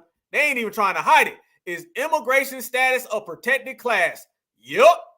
Look at what they saying, family. They not even denying it. They telling the whole world, yes, this is a protected class. Yes, this is protected. This is for us, and we trying to make it all the way out. Family, you can't make this up. You can't make this up, y'all. You cannot make this up. This is what they've been doing. This is what they've been trying to say. This is what they've been on. And we know damn well better than anybody, when the dominant society starts pulling these type of games and they start pulling these type of stunts, we can already see that they are up to something even further. So they can try to take off the plate of FBA. It's all about foundational Black Americans getting what belongs to us, and it's all about foundational Black Americans receiving our just due. If they don't want to give us our just due, family, then we're going to make sure that they run it. The same way they're going to run the check is the same way they're going to run that respect, y'all. And this is the bottom line, point blank. And they're bringing people in all the way across the board. Y'all heard about that story that popped up that they was flying in people secretly? Y'all been hearing about that? They've been flying in people secretly so they can play with the numbers. It's all about playing with it. See, family, they're doing all these things. It's going to take the Black grassroots. It's going to take all of us to really frame this. We got to be the ones who highlight it, because I'm telling you, the dominant society is not going to say nothing. You got your segregationists and your immigrationists, and they're both going to let it play. They're doing all these things quietly, and they're doing all these little back channel, backdoor dealings, right? Shaking hands, exchanging briefcases. And they're slowly putting in these immigrant laws that are going to come to light tomorrow, the next day, the next year. So we got to call it out now. That little thing where they're flying in people, and Joe Biden's been doing it, yeah. Oh, yeah, they've been doing that. They've been flying in people all the way across the board. Right here in the new Black media, Black Alpha Network, smash that like button. I appreciate it. Right here on the Black Alpha Network, we've been exposing immigration to the T and some of the ways they've been using immigration against us. Can I show y'all this right here? And by the way, it's gotten all the way to the top. Everybody's been hearing about it. We right here on this channel, we've exposed people flying in. We expose them getting cell phones. We expose them showing where the maps are following people. We expose the international United Nations coalition that does this stuff, how Joe Biden uses his own puppets and puts them at play. We've been exposing a lot right here. We've shown how every single group is at the border. Y'all remember last week, we exposed that terrorist that's coming through the border. We've exposed a lot. But let's take it a step further, because it's on us to highlight, frame, and expose everything. If we don't do it, nobody's going to do it, but we're going to do it because we got to protect foundational Black America. Look at this right here, y'all. Donald Trump now is even acknowledging those secret flights that Joe Biden's been flying people into our country. Yes, it's even gotten to the point where Joe Biden is out here hiding it and Donald Trump is exposing it. Let's talk about these hidden flights where they've been flying people into the country, and now it's being exposed to the T. Unbelievable. A lot of people say, a lot of experts have said the stock market's the only thing that's doing well, and that's doing well because our poll numbers are so much higher than Joe Biden's.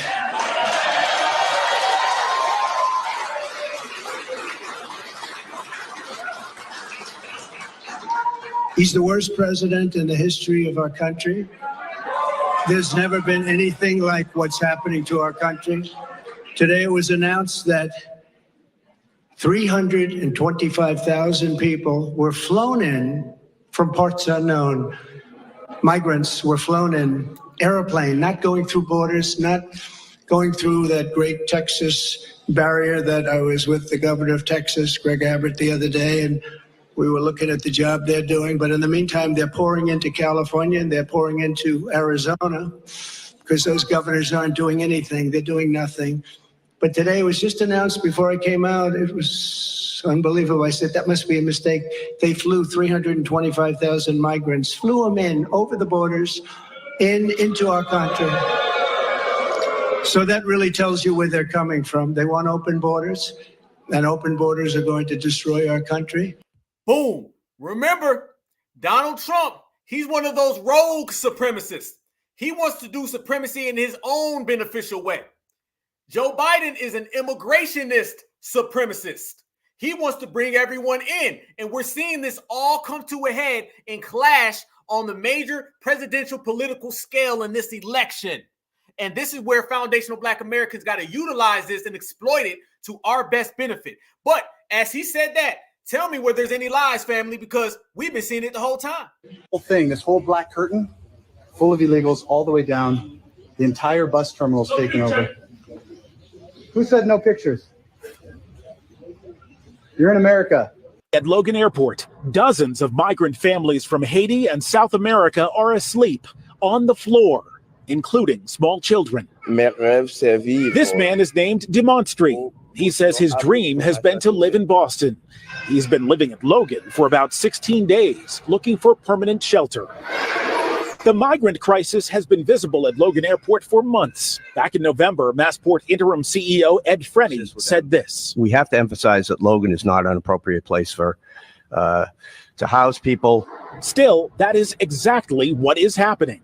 This is Axel. He says he's been here with his wife and 2 children for about 9 days. He tells us, we came here to look for a better life, but we didn't come here to live like an animal. The migrants tell us they are able to go to a shelter some days, but there's no space for them to spend the night in emergency shelters. So they are sent back to the airport. I'm looking for some support from the government to sleep peacefully with my family and then look for jobs. Right now, I'm waiting to board my flight to New York, to JFK. And it looks like we have a whole lot of migrants who are also boarding this flight that the U.S. taxpayers are paying for.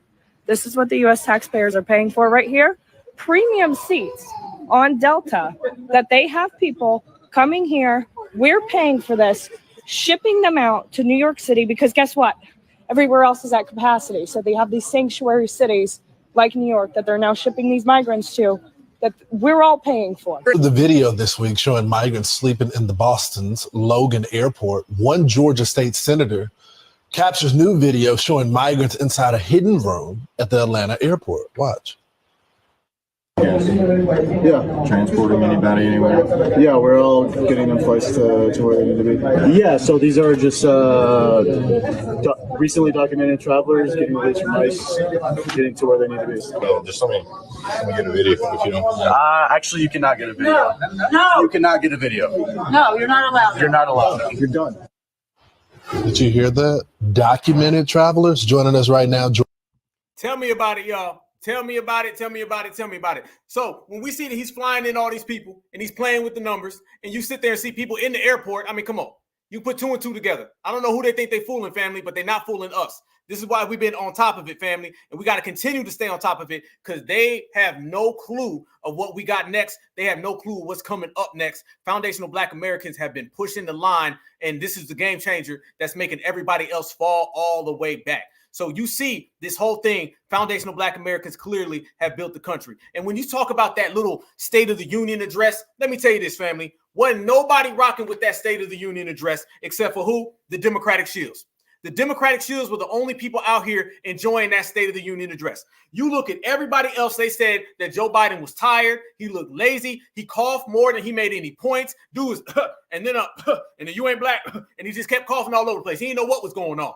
But do you know that before the damn speech was even over, do you know every Democratic Shield took to the internet and was out there just trying to blow it up and make it big? So when we say who built America and we talk about people trying to steal what we've created, you're always going to have the Democratic Shields popping up. Look at this real quick, family. I want y'all to see this real quick. Do you know Roland Martin, and he had all of these Democratic Shields on his show? It wasn't even past the time for the speech, and they were already liking it. If I told you ahead of time that every Democratic Shield was going to fall in love with that speech and try to sell us how great it was, you wouldn't be shocked, would you? Watch Roland Martin, y'all, and how he brings on every single person, and every person said how much they liked it. Watch this. This was a CVS receipts type of night, you know.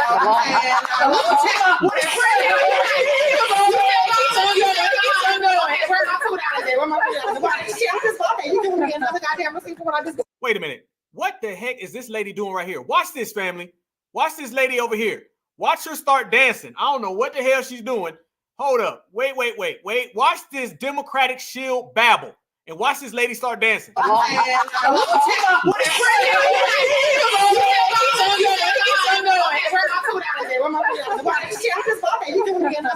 What the hell? If you need a coupon to collect in 2024 re-electing Biden Harris, you got it tonight. And so there's no confusion whatsoever about what they've done, what they've delivered, and what they plan to do. He was back in Congress. That's home. Yeah. So this is somebody who spent 30 plus years, almost 40 years in the United States Senate. And so being behind that podium, he's like, oh, I'm good. I'm back home. And so you saw it in terms of how, and he was willing to.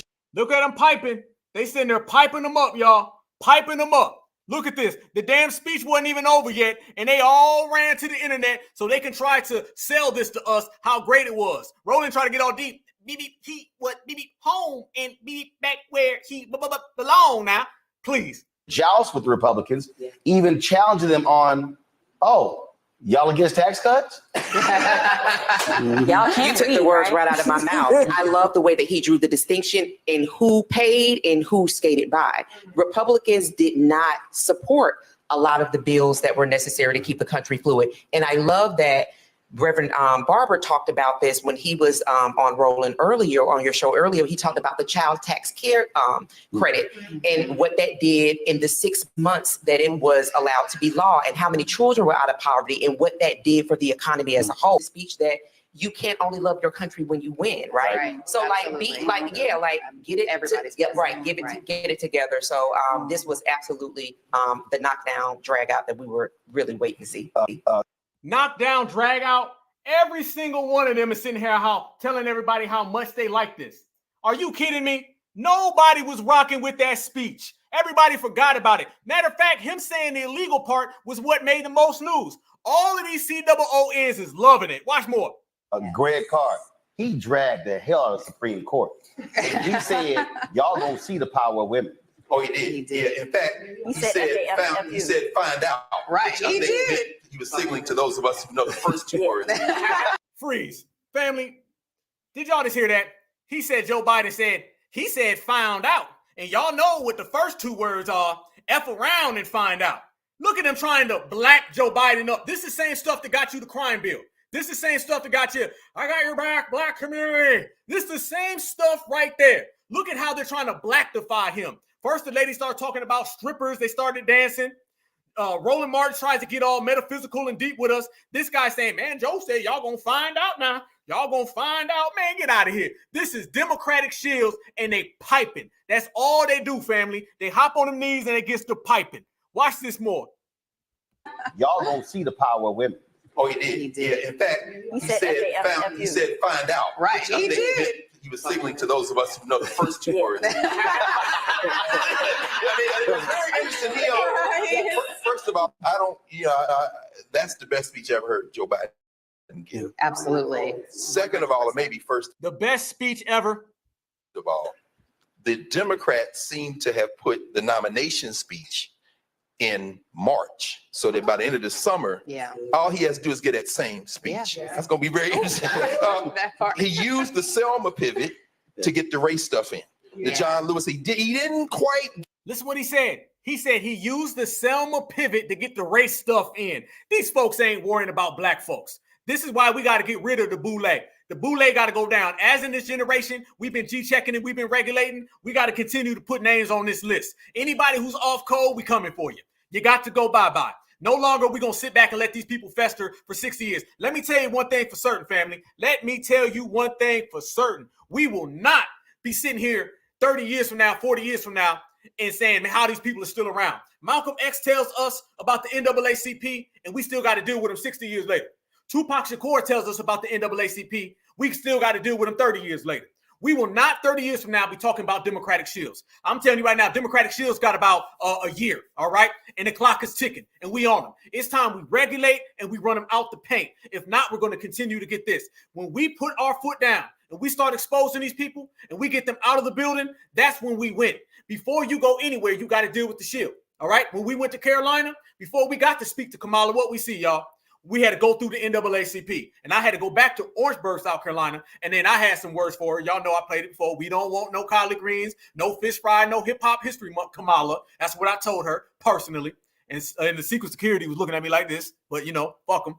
We was pushing the line, family, fully, and this is what we got to do. We got to get all of these people out the paint. And the more we get them out the paint, the better. No longer are we allowing these people to fester in our communities. When you see this type of behavior, let them go. They love being a Democrat more than they love anything. The man said he threw the race stuff in like race is just a side problem. Please. Get to George Floyd, but he did evoke the kind of things that are locally very popular in terms of the country. And then finally, of course, Uvalde. That was good. He had the sister there. He showed the sympathy for someone who'd been killed by immigrant, but he went right at immigration. It was some Sun Shoe stuff. In other words, I know you're going to talk about my age, so let me get. Well, Roland and family and friends, tonight, President Biden showed a strong America. In fact, he talked my favorite line being about defending democracy. Mayor Brown, your thoughts? Roland, very good to be with you and your large audience. It was a very strong speech by President Biden, certainly a speech that demonstrated why our president deserves a second term. I think he talked about all of the issues that are important to American people. Let's go back to Pennsylvania, State Senator Vincent Hughes. Senator Hughes, your perspective. Good to be with you. Let me guess, y'all. He liked it too, right? Let me guess. It was the best speech ever, right? Let me guess. He loved Joe Biden. Brother, thank you for having me. Look, I chair the Senate Appropriations Committee on the Democratic side, so I'm always focusing on the numbers. And what I heard from President Biden is a strong reflection of some significant policy wins that he's been able to achieve in his 3.5 years as president. When you look at the numbers, Black child poverty rate cut by 50%. That's a lie. Increase in Black participation in the Affordable Care Act by That's a lie. 49%. Black unemployment rate, lowest in the history. Black That's a lie. Business startups, highest in the history. These numbers are meaningful. This is a record he should be embracing and he should be selling, and we've got to help. We have got to help sell this record to the people that we represent and the people that deserve to have another 4 years of Joe Biden. Listen what he said right there, y'all. He said, we got to celebrate it and we got to sell it to people. The only job for a Black Democrat is to sell Black people to vote for the Democratic Party. If we don't vote for the Democrats, they all go out of business. So all of them, Kiki and Hahan, they about to go out of business because we about to regulate them. And notice he said people who deserve Joe Biden. He said we deserve Joe Biden. This is what we're saying. These people are slaves, and they have a sense of slaveness that you can never change and never cure. They're going to be slaves forever. So since they want to be slaves forever, we'll just go ahead and get them out of the paint. That's what it is. 2024, 2025, and beyond, all about regulating and running everybody out of the paint. And I got some facts, fam, to show y'all that that was a complete, no lie, 100% family. Nobody was liking that speech. It was trash. And, you know, just to be honest with you, I got to keep it honest. Donald Trump started acting wild and out too now. Watch this. Did y'all see what Donald Trump put on his social media? Man, I ain't gonna lie. It was funny as hell. Look what popped up the night of the speech on Donald Trump's, I want to say, Instagram or X account. Congress and the Senate to demand they block the bill. Donald Trump is petty as hell, y'all. I'm sorry. Buy American. We're going to buy American. Some trade rules. Buy America has been the law since 1933. Also caps and won't go into effect. It's been the law since 1933. I'm sorry. Trump wrong for that one. Petty as hell, but funny as hell too. Hell to the no. 3 also caps and won't go into effect until 2025.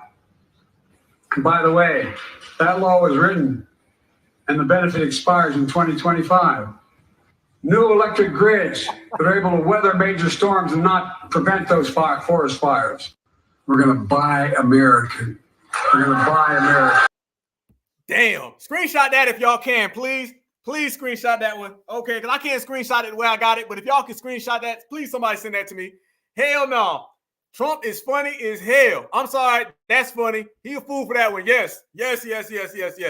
That is A1 right there. That was comical. If this how the election going to be, family, I'm definitely going to enjoy that because that was beyond funny.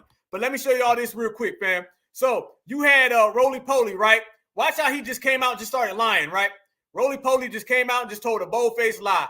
Watch this, fam. He started saying how great it was, right? He was like, man, baby, it was such a great event, y'all. Beep, beep, beep, beep. Watch this. Watch this right here. Look at this. Watch what Roly Poly says about that State of the Union address. According to CNN, the approval percentage for his agenda jumped 17 points. Today, Republicans are just beside themselves. I have looked at some of the tweets and man, they are mad. Agenda jumped 17 points. The approval percentage for his agenda jumped 17 points. This man just said that Joe Biden received a 17% increase in his agenda after that speech. The same speech, family, that they went and they was tap dancing for. They was butter biscuit dancing. They pulled out the banjo. They was straight cooning it up for that speech. And he tried to tell everybody that it received some type of major response and everybody loved it, right? That's what he just said. Family, that is not the case. Y'all know Roly Poly be lying. Y'all know Roly Poly be lying all through his damn KFC, his chicken grease, his biscuit on the side, and his coleslaw, right? We know he be lying. I want y'all to remember what you just heard. Roly Poly just told us that Joe Biden received a 17-point boost. That's what Roly just said. If that's the case, then how come we just see this right here? Receipt. It's another Black Alpha receipt, family. They don't want no problems with us. Yahoo News. You government poll. No State of the Union bump for Biden. One more back. No State of the Union bump for Biden. The speech earned rave reviews from pundits, shills, but so far, Americans don't seem convinced by the president's energetic new pitch. You can't make this up. Roly Poly, the old black media, crash and burn, falling flat. You can't stand next to us. You can't exist in our presence. You ain't got nowhere to go. You better fall all the way back and in Holin Martin's case, you better roll all the way back. You can tell us whatever you want, but the receipts don't lie. There was no bump in his presidential speech, his agenda. There was no bump in his election numbers. And the statistics have proven that Holden got right there, and somewhere between his stop at KFC, Zaxby's, Sonic, Longhorn Steakhouse, Applebee's, and McDonald's, somewhere in between all of that, he decided to pull his camera on and lie and tell us that there was some type of bump, and there wasn't. Listen to what they just said. The speech earned rave reviews from Shields, but so far, Americans don't seem convinced by the president's energetic new pitch. So in other words, ain't none of that worked. Nice try, Jimmy Crow, and nice try, Holden. Keep on trying, Holden. Keep on trying, Holden. You done for. There ain't no room for you in this game no more, Holden. You better bounce. Speaking of hoes, let's look at this right here. Y'all remember Barack Obama 2.0? This the dude my boy EJ ran about that church. Listen to this. Did you hear him coming out saying, man, Joe was yo. Man, Joe came out and was so lit. Man, he was lit. This man said in a tweet, Joe Biden pulled up. And then he came back and said, Joe Biden was lit. They're trying to blackify Joe Biden like they did when they was calling him Uncle Joe. But we know he's really Jim Crow Joe, and it ain't going to work. Listen. Smoking Joe Biden was... Smoking Joe Biden. Get out of here, boy. This Barack Obama 2.0. Smoking Joe Biden was on fire during the State of the Union address. He was lit, delivered a compelling vision for the American people. Hey, look how unnatural he looks when he says that, y'all. Look how unnatural he looks. Don't he look super unnatural? Hold up. Hold up. Wait a minute. Look how unnatural he looks when he does that, y'all. That is the most unnatural thing ever. Lit. He was lit. State of the Union address. He was lit. Delivered address. He was lit. He said he was lit. He was great. He was wonderful. You was piping him. Hey, how many of y'all ever seen the movie Mo Money with Damon Wayans and Marlon Wayans? If y'all seen Mo Money, let me know in the chat. If y'all remember on Mo Money, all right, Stacey Dash's boyfriend, that right there is Barack Obama 2.0. All right, that's it right there. If you watch Mo Money with Damon Wayans, y'all can Google it up, or y'all can, if you got it on DVD or catch it on Netflix, whatever you got it, think about Stacey Dash's boyfriend, and that right there is Mr. He was lit. That right there is Barack Obama 2.0. That's another one for you. You still gonna always, and listen, you could be 3 point, 4 point, 5 point, you still gonna be point ho. That's what it is. He was lit. That's it. He was lit. Man, if you don't get your ass off stage, homie, get out of here. Ain't nobody buying that. That was sad. That right there was sad. Okay, I got a couple more money people in the building. You already know. Yes, that was straight up. That was it all the way across the board, family. So the only people who came out and were caping for this were the Democratic Shields.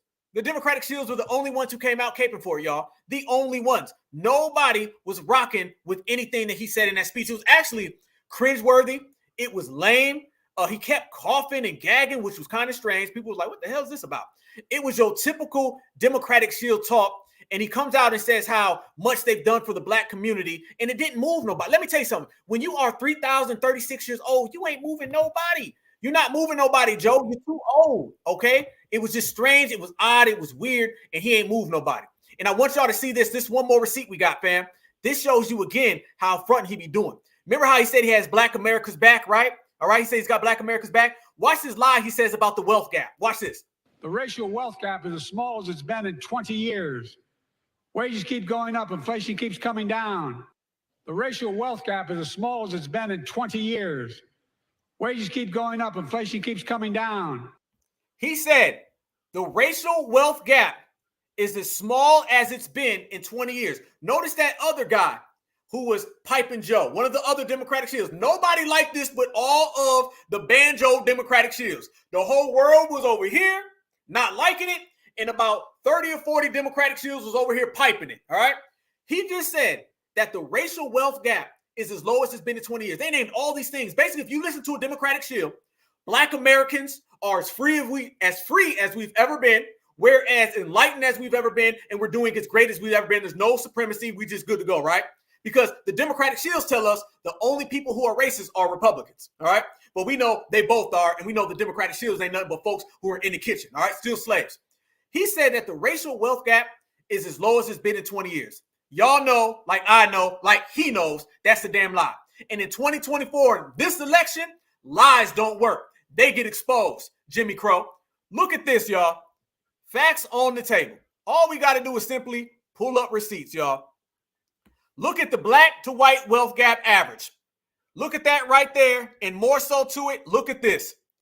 Figure 2 shows that from 1989 to 2022, the black-white median wealth gap has averaged 172,000 and rarely dropped below 10% of this. However, between 2019 and 2022, which was the majority of years while Joe Biden's been president, the gap breached 10% of the average, signaling an increase in disparity not seen since 2007, when the gap reached 214,000. The gap from 2019, from 10% average, it increased the disparities.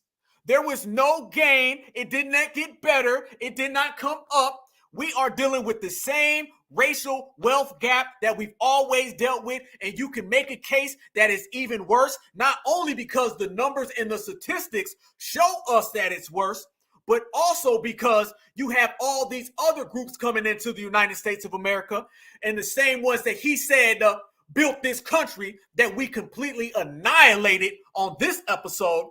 You can see the case that foundational Black Americans are facing a racial wealth gap, a healthcare wealth gap, an educational wealth gap, unlike before, because of those actual statistics and policies that have been implemented by the Joe Biden, Kamala Harris administration. And that is why certified foundational Black Americans will be exclusively voting for the couch this election. We regulate, we separate, we delineate, and that's how we get to the money, our reparations, and they cannot handle it, because when a new era comes in, all the old lies go out.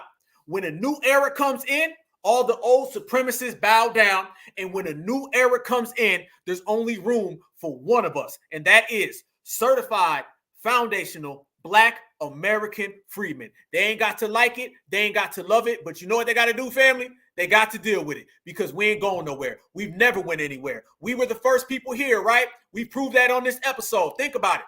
You're dealing with these other groups and these other communities. For how long? How many years we've been talking about these people? These people say they've been in America for what? They've been saying they built who? They've been telling us all these things about America. And on this episode right here, we have showed more evidence, more documentation, more proof, more accuracy in 3 hours than they've shown for 500 years, because we are exceptional and they are not. I want to show you guys this, and I want to leave the family with this right here. I love this picture, and I want everybody to see this, y'all. You know I got to bring it all the way back home. Look at that, family. 100% American freedmen, y'all. This is our lineage, this is our heritage, and this is our culture, and it belongs to us, and we don't surrender that to nobody. We don't debate with nobody. We stand on 10 in the land and the soil that our ancestors created. We have that ancestral spirit that has never left. Energy we create can never be displaced. And we will continue to always ride for each other. We will continue to always respect each other. And we will always continue to help each other. This is what makes us better than all of them. This is what makes us better than everybody. I don't care how people feel about it. They better accept it. I don't care what people think about it. They better accept it, because this generation is coming and we are coming strong, and they better bow all the way down. That right there shows you how long we've been here. And even before that, that right there shows you that even that little child, think about that little child right there. That little child is our ancestor now. Okay. That little child is one of our people that is probably transcended. And the spirit of that child is right here. That flag, that, by the way, was crafted by a foundational Black American. And by the way, we fought in every single war. And on the next episode of the Black Alpha Network, I am going to show you guys pictures of foundational Black Americans who fought in every single war. And I'm talking about the Revolutionary War. I'm talking about the Civil War. I'm talking about World War I. I'm talking about World War II. I'm talking about the Vietnam War. I'm talking about the Korean War. I'm talking about the Afghan War. I'm talking about both Iraqi wars. And I'm talking about the war on supremacy that we face right here at home. We have dealt with everything and we have conquered everything. And we will continue to conquer everything because that is the foundational Black American freedman way. We are excellent people. We have known that we are excellent people. And this generation, though we stand on the shoulders of all of our ancestors, this generation is showing everybody without a shadow of a doubt that they will have to deal with us. And gone are the days where they can fool us or they can hustle us. We will continue to be exceptional and we will pass down this beautiful lineage, heritage, and culture to all of our family, to all of our loved ones, and they will continue the legacy in which we created, and they will continue the legacy in which was given to us. And we will not stop for anyone at any time.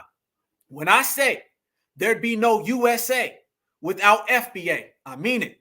That goes for my brothers and sisters on the West Coast. That goes to my brothers and sisters on the East Coast. That goes to all my brothers and sisters in the Midwest and all of my brothers and sisters right here in the South. We are a family. We have always been a family, and nobody can ever shake that. We're so much of a family, you guys, that I'm going to show you something. What do we got right here? 634 people in the chat right now after 3 hours. Okay. Well, look at this right here, y'all. Roland Martin's on right now. And I want y'all to see how many people was right there on the Roland Martin show. Look at Roland. Look at that. Family, that looks like 103 people watching. That looks like 103 people watching, and we got 630 people watching. Black Alpha Network, certified Black society, rolling, poly, can't rock with us, can't stand next to us, because all we do is win, y'all. And when we win in fashion. Look at that man. He's struggling. He's struggling. He can't get off the ground. He's too big. He's too hefty. His show got 103 people and certified foundational Black Americans. We up in the building in the place. So our live chat is destroying his live chat. Our energy is destroying their energy. And our lineage is exceptional. And we hover above everybody's. With that said, you guys, I want y'all to have a great night. I love you guys all with a passion. I appreciate you for spending your time with Black Alpha Network. All my day ones, I appreciate you. All my new subscribers, I appreciate you. We're getting closer to 10K, and we're getting closer to this summer. And we're going to go to DC probably, hopefully, and you guys will hopefully hear Black Alpha. But you guys will always see Black Alpha everywhere I go. I'm going to always bring the lineage with me, and I'm going to always bring you guys with me because I love y'all dearly, and you know that. And I don't have to say it, but I'm going to continue to say it because there's nothing better than your brothers and your sisters, okay? We are FBA cousins, family members, and we always protect each other. So in anything, at any time, you have something you want to tell me, hit me up. I appreciate everybody who does write me. If you write me and you got something you want to bring to my attention or something I missed, please hit me up. We'll put it in the next show. And I can't wait to see all my brothers and sisters in all the cities and all the towns and all the states and all the regions all across this country. Because, man, I'm going to tell you right now, it's one good thing to sit here and chop it up. It's another good thing to sit here and talk. But, man, there ain't nothing better than meeting you guys in person. To everybody who's met me in person, much respect. And to everybody that I'm going to meet in person, much respect. But when we get together, family, y'all know what we do. All we do is shine, family. And everybody else, apparently, they watch and they copy. But you can never duplicate those who regulate. And that's all about us, man. So you guys have a good night. Stay safe. I wish health and prosperity to you and all of your family. You guys take care. Catch you guys back next week. And remember for one thing for sure. And that is Black is beautiful. And beautiful is always Black. Peace and love. One love. Black Alpha Network. Home of Black excellence. Power to the people.